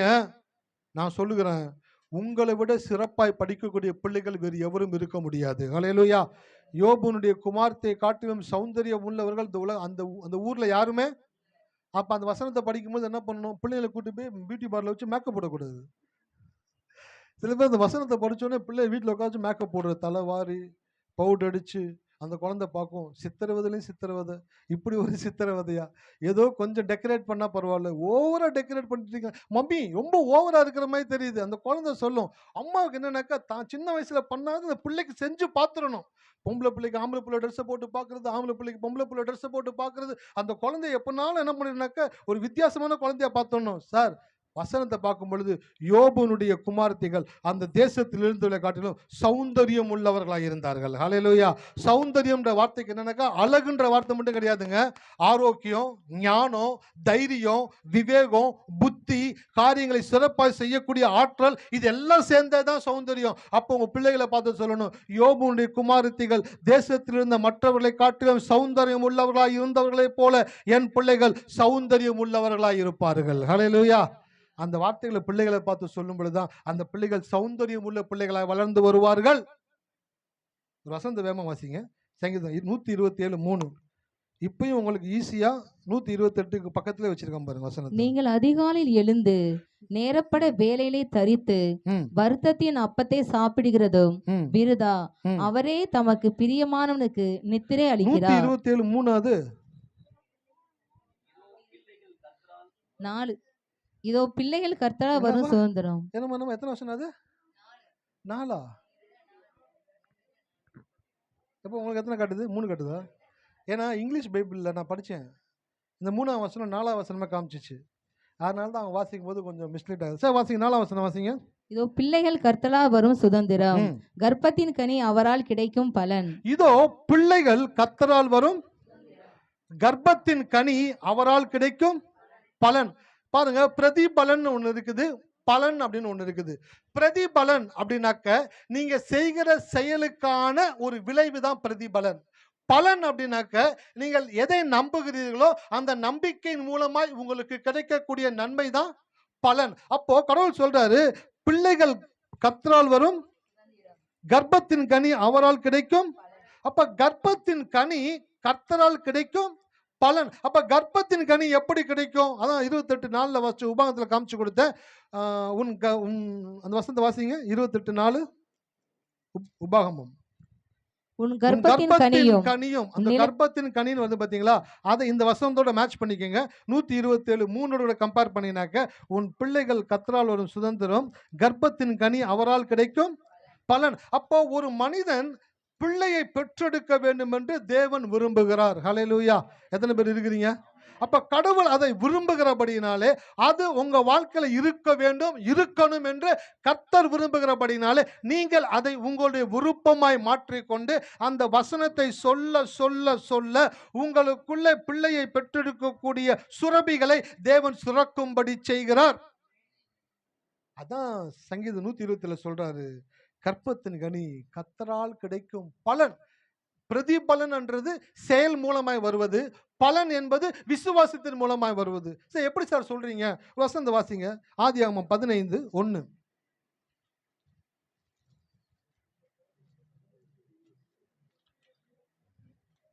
வசனத்தை எடுக்காம இந்த யாரும் காரியங்கள் நடந்த பின்பு ஆ, கர்த்தருடைய வார்த்தை ஆபிரகாமுக்கு தரிசனத்திலே உண்டாகி, அவர், ஆபிரகாமே, நீ பயப்படாதே, நான் உனக்கு கேடகமும் உனக்கு மகா பெரிய பலனுமாய் இருக்கிறேன் என்றார். ஆபிரகாமை பார்த்து கடவுள் சொல்றாரு, நான் உனக்கு கேடகமும் மகா பெரிய பலனுமாய் இருக்கிறேன். நான் தான் உனக்கு ஒரு பலன் கொடுக்க போகிறேன், கர்ப்பத்தின் கனியாகிய பலனை உனக்கு கொடுக்க போகிறேன் என்று தேவன் ஆபிரகாமினிடத்தில் சொல்லும் பொழுது, அதே அதிகாரத்தில் 6ஆம் வசனத்தை வாசிங்களேன். அவன் கர்த்தரை விசுவாசித்தான், அதை அவர் அவனுக்கு நீதியாக எண்ணினார். அவன் கர்த்தரை விசுவாசித்தான், அதை அவர் அவனுக்கு நீதியாக எண்ணினார். பாருங்க, நீதி என்றது ஒரு செயலை குறிக்கிறது. இயேசு சிலுவையில் என்ன பண்ணாருங்க? நம்மளுடைய பாவத்தை சுமந்து தீர்த்து நமக்காய் பலியாகி நம்மளுடைய பாவ நிவாரணமாய் அவர் செத்து உயிரோடு எழுந்தார். அந்த ஒரு செயல், அந்த ஒரு செயலை நான் நம்பும் பொழுது அந்த செயலை நானே செய்ததுக்கு சமமாக மாற்றப்படுகிறது. ஹல்லேலூயா. இருக்கீங்களா? அப்ப எனக்காக தான் இயேசு அதை செய்தார். என்னுடைய செயலை அவர் செய்தபடினால் அதை நான் நம்பும் பொழுது அதை நானே செய்ததை போல தேவன் எடுத்துக்கொள்ளக்கூடியவராக இருக்கிறார். அப்படியாக நான் ஒரு காரியத்தை விசுவாசிக்கும் பொழுது, ஒரு வசனத்தை பார்த்து இந்த வசனத்தை நான் விசுவாசிக்கும் பொழுது, நான் செயல் செஞ்சு அந்த வசனத்தை அடைகிறதல்ல, நான் விசுவாசித்து அந்த வசனத்தை அடைகிறேன். எத்தனை பேருக்கு புரியுது உங்களுக்கு? இப்போ வீட்டுக்காரு ஒரு பாக்ஸர்னு வச்சுக்கோங்களேன், அவர் ஒரு பந்தயத்துக்கு போறாரு. 3 மாசம் கழிச்சு ஒரு பாக்ஸிங் பந்தயம் இருக்குது. அந்த பந்தயத்தில் போய் சண்டை போட போறான்னு வச்சுக்கோங்களேன். சண்டை போடும் பொழுது அந்த 3 மாசத்துக்கு முன்னாடியே அதிகாலையில் எழுந்து என்ன பண்ணிடுவாருங்க? எக்ஸசைஸு, ட்ரைனிங்கு, அதுக்கு வேண்டிய ஃபுட்டு, இதையெல்லாம் யார் ரெடி பண்ணி கொடுக்குறாங்கனாக்கா, யார் பண்ணி கொடுக்குறா? மனைவி பண்ணி கொடுக்குறாங்க வீட்டுக்காரருக்கு. அவர் பாக்ஸில் நல்லா ஜெயிக்கணுன்றதுக்காக அவரை கரெக்டான டைமுக்கு எழுப்புறது, கரெக்டான டைமுக்கு படுக்க வைக்கிறது, அவருக்கு வேண்டிய காரியங்களை பண்ணுறது, எல்லாவற்றையும் செஞ்சு கொடுத்துட்டே இருக்காங்க. அந்த பாக்ஸிங் டைம் வருது, அந்த ரிங்குக்குள்ளே போகிறாரு. அந்த ரிங்கில் ஒவ்வொரு ரவுண்டாக தாண்டி தாண்டி போகிறாரு. தோக்க போகிற மாதிரி போய் அடி வாங்கி கடைசி டைமில் எந்திரிச்சு நின்று போராடி ஜெயிச்சு அந்த கோப்பையை வாங்கிடுறாரு. அதுக்குரிய பணத்தையும் கொடுக்குறாங்க அவங்க கையில். வாங்கிட்டு வந்த உடனே இப்போ ஜெயிச்சது யாரு? வீட்டுக்காரு. அவங்க மனைவி ஓடி வந்து அவரை கட்டி அணைத்து அந்த கோப்பையோடு கூட நின்று போட்டோ எடுக்கிறது மாத்திரமல்ல, அவர் கையில் இருக்கிற செக் என்ன பண்றாங்க? கையில வாங்கிக்கிறாங்க. அடி வாங்கினதெல்லாம் யாரு? ரத்தம் சிந்தினது யாரு? உசுரை வச்சு போராடி மரணத்தை பார்த்துட்டு யமனை பார்த்து சிரிச்சவன்டான்ற மாதிரி யமனெல்லாம் பார்த்துட்டு வந்துட்டார் அந்த ரிங்குக்குள்ள. போராடி ஜெயிச்சு வாங்கிட்டு வந்தோன்னே இப்போ மனைவி அழகா வந்து கணவரை கட்டி முத்தமிட்டு அவர் கையில் இருக்கிற செக்கை வாங்கும் பொழுது வீட்டுக்காரர் பார்க்குறாரு, இவ்வளோ அடியும் வாங்கினேன்னு இந்த பொம்பளை வந்து வாங்குது அப்படின்னு நினைப்பாரா? நான் வாங்குறது எல்லாம் உனக்கு தான் சொந்தம். ஹல்லேலூயா. அப்ப இயேசு சிலுவையில் நமக்காக எல்லாவற்றையும் செய்து முடித்து நாம் அவரை நம்பும் பொழுது அந்த நம்பிக்கையின் மூலமாய் நாம் ஆசீர்வதிக்கப்படக்கூடியவர்களாக இருக்கிறோம். உங்க வாழ்க்கையில நீங்க உயர்றதுக்கு பெரிய கஷ்டம் பட தேவையில்லைங்க. நைட்டும் பகலும் உழைச்சேன், நான் கல் உடைச்சேன், நான் மண் ஏத்துனேன், இங்க போனேன் அங்க போனேன், அப்படி பண்ண இப்படி பண்ண, அப்படிலாம் பண்ணீங்கன்னா வாழ்க்கையை வைத்த கழுவி வாழ்க்கையை ஓட்டிக்கிட்டு இருக்கலாம். ஆனா எப்போ நீங்க கடவுளுடைய வார்த்தையை நம்ப ஆரம்பிக்கிறீங்களோ அப்பதான் உங்களுடைய வாழ்க்கையில ரியல் பிளெஸிங் ஸ்டார்ட் ஆகக்கூடியதாக இருக்கிறது. ஆபிரகாம் கர்த்தரை விசுவாசித்தான், அவர் அதை அவனுக்கு நீதியாக எண்ணினார். நீங்க விசுவாசிக்கும் பொழுது நீங்கள் செய்கிற செயலை காட்டிலும் உங்களுடைய ஜெபம், உங்களுடைய உபவாசம், உங்களுடைய இன்னும் என்னதுங்க, ஜெபிக்கிறாங்க, உபவாசிக்கிறாங்க, கடும் உபவாசம் இருக்கிறாங்க, 40 நாள் உபவாசம் இருக்கிறாங்க, இன்னும் இன்க்ரீஸ் பண்றாங்க. அவன் நினைக்கிறானுக்கு உபவாசத்தை இன்க்ரீஸ் பண்ணா காரியம் நடந்துடும். விசுவாசத்தை இன்க்ரீஸ் பண்ணாதான் காரியம் நடக்கும். ஹல்லேலூயா. இருக்கீங்களா? வண்டி வேகமா போறதுக்கு ஆக்சிலேட்டர் மிதிச்சாதான் வண்டி வேகமா. சில பேர் வண்டி வேகமாக போகணுன்ட்டு காலில் ஓட்டிகிட்டே போகிறாங்க. சில லேடிஸ்லாம் வண்டி ஓட்டுவாங்க ரோட்டில், பார்க்கவே பரிதாபமாக இருக்கும். வண்டியில் பெட்ரோல் இருக்கும், ஆக்சிலேட்டர் கொடுத்தா வண்டி போகும், ஆனால் காலிலே ஓட்டிகிட்டே போவாங்க. நான் பார்ப்பேன், என்ன வண்டி காலிலே ஓட்டிகிட்டு போகுது, அவங்க என்னன்னாக்கா வண்டி ஸ்பீடாக போனால் இங்கே இடிச்சிருவோமோ அப்படின்ற பயத்தில் காலில் தள்ளிட்டே போகிறாங்க. அதேமாதிரி சில பேர் வாழ்க்கையை எப்படினாலும் ஆசீர்வதிக்கப்படலான்றதுக்காக காலிலே தள்ளி வேகமாக போகலான்னு பார்க்குறாங்க. வேணாங்க, ஆக்சிலேட்டர் ஒன்று தேவன் கொடுத்துருக்கிறாரு. ஹல்லேலூயா. வண்டியில் இருக்கிற ஆக்சிலேட்டரை மிதிச்சா, ஆக்சிலேட்டரை முறுக்குனா வண்டி வேகமாக போகும். அப்போ நீங்கள் அதிகமாக ஜெபிச்சு, அதிகமாக உபவாசித்து, அதிகமாக அந்த காரியங்களை செஞ்சால் தான் வாழ்க்கையில் ஆசீர்வதிக்கப்பட முடியும். இரவும் பகலும் உழைச்சாதான் மேலே வர முடியும். அந்த கான்செப்ட்லாம் தூக்கி ஓரமாக வச்சுட்டு நான் கடவுளுடைய வார்த்தையை நம்பி விசுவாசிக்கும் பொழுது என் ஆக்சிலேட்டரை தேவன் மிதிக்கக்கூடியவராக இருக்கிறாரு. அது என் வாழ்க்கையில் என்னை உயர்த்தக்கூடியதாக இருக்கிறது. யோசேப்பு எப்படிங்க கடவுள் உயர்த்தினாரு? பேச்சே வரல, எப்படி உயர்த்தினான்னு என்னையா சொல்றதுன்னு கேட்குறீங்களா? அவ்வளோ கஷ்டப்பட்டான் மனுஷன். 17 வயசு, அதான் போன வாரம் சொன்னேன், 17 வயசுல 12th எக்ஸாம் முடிச்சிருப்பான். ஆனுவல் லீவ் விட்டுருக்காங்க. அந்த டைம்ல அவங்க அப்பா போயிட்டு வாடான்றாரு. அதான் அவனுடைய லாஸ்ட் வெக்கேஷன், அதோட முடிஞ்சிச்சு. அதுக்கப்புறம் பார்த்தீங்கன்னாக்கா அவனை போட்டு அருமையாக விற்று போட்டு சிறைச்சாலையில் போட்டு அவ்வளோ கஷ்டப்பட்டு வேதனைப்பட்டு வாழ்க்கையில் முன்னேறவே முடியாது. அவன் எவ்வளவு கஷ்டப்பட்டாலும் வாழ்க்கையில் வெளியே வர முடியாத இடத்துல போய் உட்காந்துக்கிட்டு இருக்கிறான். இப்போ ஒரு மனுஷனால முன்னேற முடியுமா? அந்த இடத்துல தேவன் அவனுக்கு உதவி செய்தார். ஹல்லேலூயா. அவனுக்கு கொடுத்த வாக்குத்தத்தத்தை தேவன் நிறைவேற்றினார், சொப்பனத்தை நிறைவேற்றினார். கர்த்தர் நான் எங்கே இருந்தாலும் என்னை அவர் உயர்த்தக்கூடியவராக இருக்கிறார் என்ற விசுவாசம் மாத்திரமே அவனை உயர்த்தக்கூடியதாக இருந்தது. உங்க வாழ்க்கையில நான் சொல்றேன், நீங்க படுற பிரயாசம், ஓடுற ஓட்டம், அது இது, அதனால நீங்க வாழ்க்கையில் ஆசீர்வதிக்கப்பட முடியாது. நீங்க எவ்வளவுக்கு எவ்வளவு கடவுளுக்கு நேரத்தை செலுத்துறீங்களோ அவ்வளவுக்கு எவ்வளவு நீங்க வாழ்க்கையில உயர்ந்துகிட்டே இருப்பீங்க. ஹல்லேலூயா. நீர்க்கால்களின் ஓரமாய் நடப்பட்டு இலை உதிராது இருக்கிற அவன் செய்வதெல்லாம் அவன் செய்யறது தான் தேவன் வாய்க்க செய்யக்கூடியவராக இருக்கிறாரு. நீர்க்கால்களின் ஓரமாய் நடப்பட்டிருக்கணும் அப்படின்னா என்னங்க, தினந்தோறும் வேத வசனத்தோடு அட்டாச் ஆகிக்கிட்டே இருக்கணும். நீர்க்கால்களின் ஓரமாய் நடப்பட்டு தன் காலத்தில் தன் கனியை தந்து, உங்க காலத்துல நீங்க எதெல்லாம் செய்யணுமோ அதையெல்லாம் தேவன் செய்யும்படியா உங்களுக்கு ஆற்றலை கொடுக்கக்கூடியவராக இருக்கிறார். நீங்கள் பெருக வேண்டும் என்று தேவன் விரும்புகிறார். உங்களுடைய பெருக்கத்தை தேவன் விரும்பக்கூடியவராக இருக்கிறார். அப்ப நீங்க என்ன பண்ணணும்னாக்க, கடவுளுடைய வசனத்தை பார்க்கும் பொழுது, படிக்கும் பொழுது, இந்த வாக்குத்தத்தத்தின்படி என்னை தேவன் ஆசீர்வதிக்க கூடியவராக இருக்கிறார் என்று நம்பும் பொழுது அந்த நம்பிக்கைக்குரிய ஹார்மோன்ஸ்களே உங்களுடைய வாழ்க்கையில தேவன் சுரக்கும்படி செய்கிறார். சரி, எதுக்கு பைபிள் வாசிக்கணும்? இந்த உபாகமம் 28:4 வாசிச்சு கொடுத்தேன்ல, வீட்டில் போய் வாசிங்க அந்த வசனத்தை பொறுமையா வாசிங்க. அதுல சொல்லப்பட்டிருக்கிற ஒவ்வொரு வார்த்தைகளும் உங்கள் வாழ்க்கையில நடக்க வேண்டும் என்று தேவன் விரும்புகிறார். எத்தனை பேர் இருக்கீங்க உங்க வாழ்க்கையில் நடக்கணும்னு தேவன் விரும்புகிறார்? அப்படி விரும்புகிற நீங்க இன்னும் ஏன் வேதத்தை படிக்க வேண்டும் என்று தேவன் விரும்புகிறார். சரி, எதுக்கு பைபிள் படிக்கணும் அப்படின்னு சில பேர்த்திட்ட நான் கேட்கிறேன். பைபிள் படிக்கும் பொழுது உங்களுக்குள்ள நல்ல காரியங்களை தேவன் சுரக்கும்படி செய்கிறார். எத்தனை பேர் ஃபீல் பண்ணியிருக்கீங்க? பைபிள் படிக்கும் பொழுது நீங்கள் செய்து கொண்டிருக்கிற ஒரு தவறான செயலை நீங்கள் உணர்ந்து அதை சரியான செயலாய் நீங்கள் மாற்றிக்கொண்டிருக்கிறீங்களா? எத்தனை பேர் மாற்றிக்கொண்டிருக்கிறீங்க?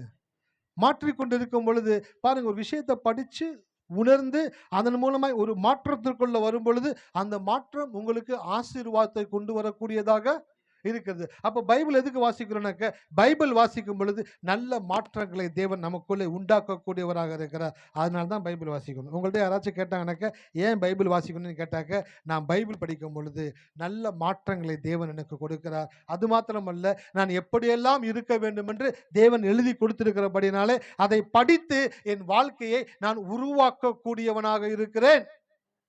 நிறைய பேத்துக்கு தெரியல பாருங்களேன்.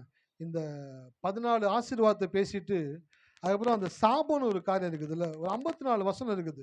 சாபம்னா என்ன, எதெல்லாம் சாபம்னு தெரியாமலே சாபத்தில் இருக்கிறோம் அப்படின்றத நான் உங்களுக்கு காண்பித்து கொடுக்க விரும்புகிறேன். ஏன் அப்படின்னாக்க, ஆசீர்வாதம்னா எது, சாபம்னா எதுன்னு ஒரு மனுஷன் தெரிந்து கொள்ளும் பொழுதுதான் அவன் ஆசீர்வாதத்தை விரும்பக்கூடியவனாக இருப்பான். இல்லைனாக்க சாபத்தையே ஆசீர்வாதம் நினைச்சுக்கிட்டு இருப்பான்.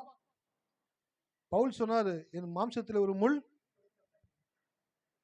அந்த வசனத்தை எடுத்துக்கிட்டு நிறைய பேர் என்ன பண்ணிட்டாங்கனாக்க, அவங்க உடம்புல இருக்கக்கூடிய வியாதி, அவங்களுக்கு இருக்கக்கூடிய பிரச்சனை என்ன சொல்றாங்கனாக்க, பவுலுக்கு ஒரு முள் கொடுக்கப்பட்டது போல எனக்கும் ஒரு முள் கொடுக்கப்பட்டிருக்கிறது. இந்த முள் நான் சாகுற வரைக்கும் என் கூட இருக்குன்னு நான் விசுவாசிக்கிறேன். எதை விசுவாசிக்கிறாங்க? முள் இருக்குன்னு விசுவாசிக்கிறாங்களா? மீன் சாப்பிடும் போது தொண்டையில முள்ளு குத்துனாலே வாழைப்பழத்தை சாப்பிட்டு தண்ணியை குடிச்சு உள்ள அனுப்பி வேகமா வேலையை செய்யற நம்ம, மாம்சத்தில் ஒரு முள் கொடுக்கப்பட்டிருக்கு, வியாதி இருக்குது, அந்த வியாதியோடு கூட நான் வாழ்நாள் முழுக்க வாழ்கிறேன்ற சாபத்தை ஆசீர்வாதம் நினைச்சு வாழ்ந்துகிட்டு இருக்கிறாங்க. அதனாலதான் கோயிலுக்கு வந்தீங்கன்னா கடவுள் பேசுவார், அது சாபம், அதுல நீ இருக்கக்கூடாது. உன் சரீரத்துல ஒரு முள்ளு இருக்கக்கூடாது.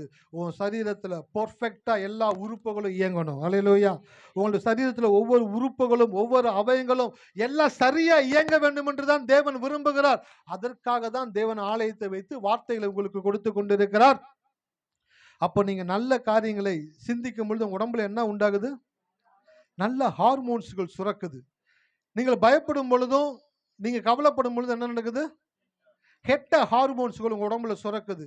அதனால தான் யோசுவாக்கு சொன்னார் கடவுள், இந்த நியாயப்பிரமாண புஸ்தகம் ஏன் ஆண்டவரே வாயில சொல்லிக்கிட்டே இருக்கணுமா? ஏன்னா நீ தவறா ஒரு வார்த்தை சொன்னாலும் அந்த ஹார்மோன்ஸ் சுரக்க ஆரம்பிச்சிடும். அந்த ஹார்மோன்ஸ் சுரக்க ஆரம்பிச்சிருச்சுனாக்க அது திருப்பி உன்னால தடுக்க முடியாது. அந்த ஹார்மோன்ஸ் சுரக்காதபடி தடுத்து நிறுத்தி நல்ல ஹார்மோன்ஸ்களை சுரக்கும் பொழுதுதான் நீ சிறப்பான ஒரு மனிதனா இந்த உலகத்திலே வாழ முடியும். அல்லேலூயா. எத்தனை பேர் இருக்கிறீங்க?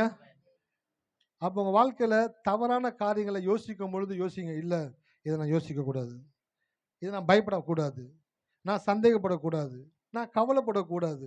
நான் கவலைப்பட மாட்டேன், நான் சந்தேகப்பட மாட்டேன், நான் பயப்பட மாட்டேன். சரி, என்ன பண்ணுவேன்?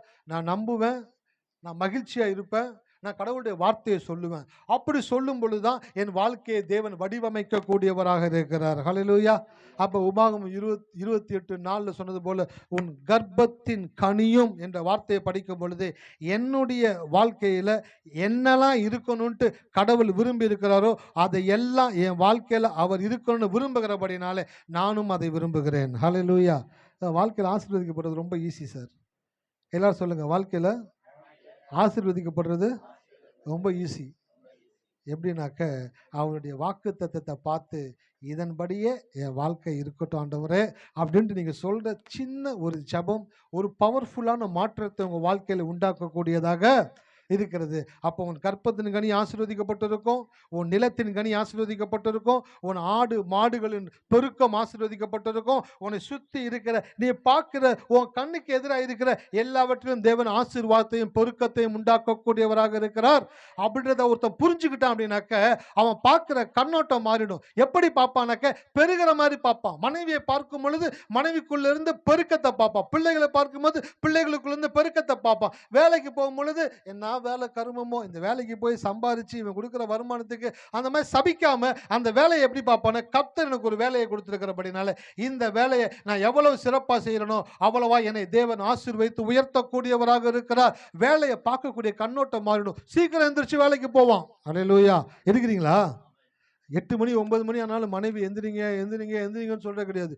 காலையில் எழுந்து வேகமா ரெடியாகி மனைவிக்கு ஹெல்ப் பண்ணி பிள்ளைங்களுக்கு ஹெல்ப் பண்ணி எல்லாத்தையும் ஸ்கூலுக்கு அமிச்சு காலேஜுக்கு அமிச்சு வேலைக்கு அமிச்சு இவனும் ரெடியா இவனும் வேலைக்கு போய் வேகமா வேலை செஞ்சுட்டு வீட்டுக்கு வந்து அந்த காரியங்களை பண்ணும் பொழுது தேவன் பார்க்கிறாரு, இவனுக்குள்ள ஒரு சக்தி இருக்குது, இவனுக்குள்ள ஒரு வார்த்தை வேலை செஞ்சுக்கிட்டு இருக்குது, அந்த வார்த்தை அவனை உயர்த்தி கொண்டே இருக்கிறது. ஹல்லேலூயா.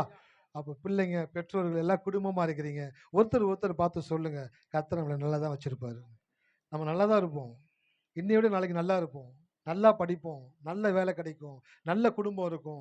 நம்மளும் வாழ்க்கையில மேல வருவோம். நம்மளும் வாழ்க்கையில பெரிய காரியங்களை செய்வோம். நம்மனாலயும் நல்லா இருக்க முடியும். அப்படின்ற வார்த்தைய குடும்பத்துல பரஸ்பரமா பேசிக்கிட்டே இருங்க. சில பேர் வந்து பெற்றோர்கள் பிள்ளைங்கள் இடத்துல சரியா பேசுறது கிடையாது. என்ன பேசுறது இல்ல அப்படின்னாக்க, அதுகள்ட்ட போய் என்ன சொல்ல போறோம்? அதுகளுக்கு என்ன தெரிய போகுது? உங்களோட அவங்க புத்திசாலி. ஹalleluya. உங்களோட உங்க பிள்ளைங்க எத்தனை பேர் நம்புறீங்க? சில பேருக்கு சந்தேகம். என்னோட என் பிள்ளை புத்திசாலியா? பிள்ளை புத்திசாலின்னா ஆமேன்னு சொல்லிட்டு நம்புங்களேன். உங்கள விட உங்க பிள்ளைங்க புத்திசாலிங்க தான். உங்கள விட உங்க பிள்ளைங்க திறமைசாலி தான். ஏன்னாக்க வேர்ல என்ன இருக்குதோ அதனுடைய காரியம் எங்க இருக்கும்? பழத்துல தெரியும். அப்ப வேர் நல்லா இருந்தா கனி எப்படி இருக்கும்? நல்லா இருக்கும். என் பிள்ளை சரியான முட்டாளுங்க. அப்பன்னா உங்கள நீங்க முட்டாள்ன்னு சொல்றீங்கன்னு அர்த்தம். சில பேர் ஐயா என் பிள்ளைக்கா ஜெபம் பண்ணுங்கய்யா. மண்டா இருக்கிறாயா? ஊழியக்காரர் உத்து பார்ப்பாரு. அவன் இவ்வளோ மண்டா இருக்கிறானாக்கா, அப்ப நீ எவ்வளோ பெரிய மண்டா இருப்ப. அதனால தான் அந்த புள்ள அவ்வளோ மண்டா இருக்குது. அப்போ நீ சொல்லணும், ஐயா பிள்ளைக்கா ஜெபம் பண்ணுங்க. எதுக்கும்மா ஜெபம் பண்ணணும்? அவனுக்கு கர்த்தர் நல்ல ஞானம், அறிவு, புத்தி எல்லாம் கொடுத்துருக்கிறார். இன்னும் அவன் அதை நல்லா இன்னும் விருத்தி ஆகணும்னு ஜெபம் பண்ணுங்கய்யா. அந்த ஊழியக்காரருக்கு ஜெபிக்க ஆசையா இருக்கும். ஹல்லேலூயா. ஒரு மண்டு பிள்ளைக்கு போய் என்னத்த ஜெபிக்கிறது? ஆண்டவர் இந்த பிள்ளைக்கு நல்ல ஞானத்தை கொடுங்க ஆண்டவர்னு சொல்லி ஜெபிக்கும் பொழுது ஊழியக்காரருடைய வார்த்தைகளையும் தேவன் ஆசீர்வதிக்கிறாரு. அந்த பிள்ளையும் தேவன் ஆசீர்வதிக்கக்கூடியவராக இருக்கிறார். ஹல்லேலூயா. பெற்றோர்கள் பிள்ளைங்களிடத்துல பேசுங்க. பிள்ளைங்க பெற்றோரிடத்துல பேசுங்க. சோர்வா இருக்கிறாங்க பெற்றோர். ஏன் கவலையா இருக்கிறீங்க? கடவுள் நம்ம கூட இருக்கிறாரு. எல்லாத்தையும் கடவுள் மாற்றுவார். எல்லாத்தையும் கடவுள் மாற்றுவார். நான் ஜெபிக்கிறேன். நான் அறிக்கை செய்து கொண்டு இருக்கிறேன். என்னுடைய ஜெபத்தை கடவுள் கேட்கிறாரு. சிறு பிள்ளைகளுடைய ஜெபத்தை தேவன் அதிகமாக கேட்கிறாரு. எத்தனை பேருக்கு தெரியும்? அம்மா அப்பா ஜெபிக்கிற ஜெபத்தை காட்டிலும் பிள்ளைங்களுடைய ஜெபத்திற்கு தேவன் ரொம்ப கவனமா கேட்கிறாரு. ஏன் அப்படின்னாக்க கள்ளங்கபடம் இல்லாம ஒளிவு மறைவு இல்லாம உண்மையாய் ஜெபிக்கிற அந்த ஜெபத்தை தேவன் பக்கத்தில் இருந்து கேட்கக்கூடியவராக இருக்கிறார்.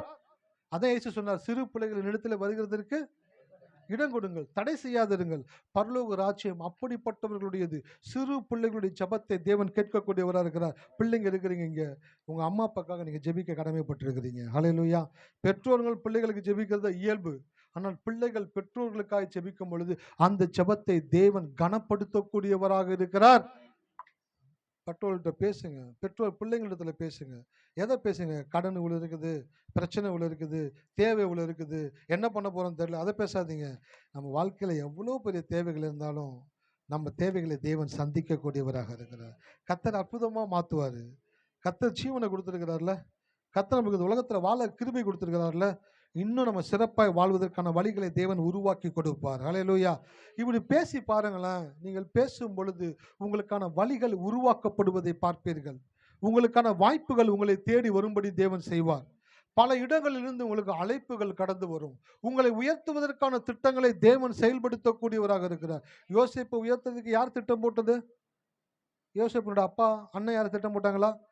அவனை கெடுத்து குட்டிச்சவராக்கிறதுக்கு தான் திட்டம் போட்டானுங்க மனுஷங்க. ஆனா கடவுள் அவனை உயர்த்துவதற்கான திட்டத்தை போட்டார். ஹல்லேலூயா. தாவீது வீட்டில் இருக்கக்கூடாது, வெளியே போட அயோக்கிய ராஸ்கல்னு அனுப்பிச்சு விட்டாங்க வெளியில. ஆனா தேவன் ரிசீவ் பண்ணி அவனை ஆசீர்வதிச்சு உள்ள கொண்டு வந்தாரு. அப்போ உங்களுடைய வாழ்க்கையில உயர்வுக்கான திட்டத்தை யார் தான் தீட்ட முடியும்? கடவுள் தான் தீட்ட முடியும். அப்ப அந்த கடவுளுடைய நாமத்தில் உங்க பிள்ளைங்களோட பேசுங்க, பெற்றோர்களோடு பேசுங்க. நம்ம வாழ்க்கையில கடவுள் பெரிய காரியங்களை செய்வாருமா? உன் வாழ்க்கையில கடவுள் பெரிய காரியங்களை செய்வார். கர்த்தருடைய வாழ்க்கையில பெரிய மாற்றத்தை உண்டாக நம்ம இன்னும் நல்லா இருப்போம். அநேகருக்கு முன்பாய் தேவன் நம்மளை சாட்சிகளாய் நிறுத்துவார். இந்த வார்த்தைகளை சொல்லி பாருங்க. உங்க வாழ்க்கை இப்பொழுது இருக்கிறதை காட்டிலும் 1000 மடங்கு தேவன் பெருக பண்ணுவார்.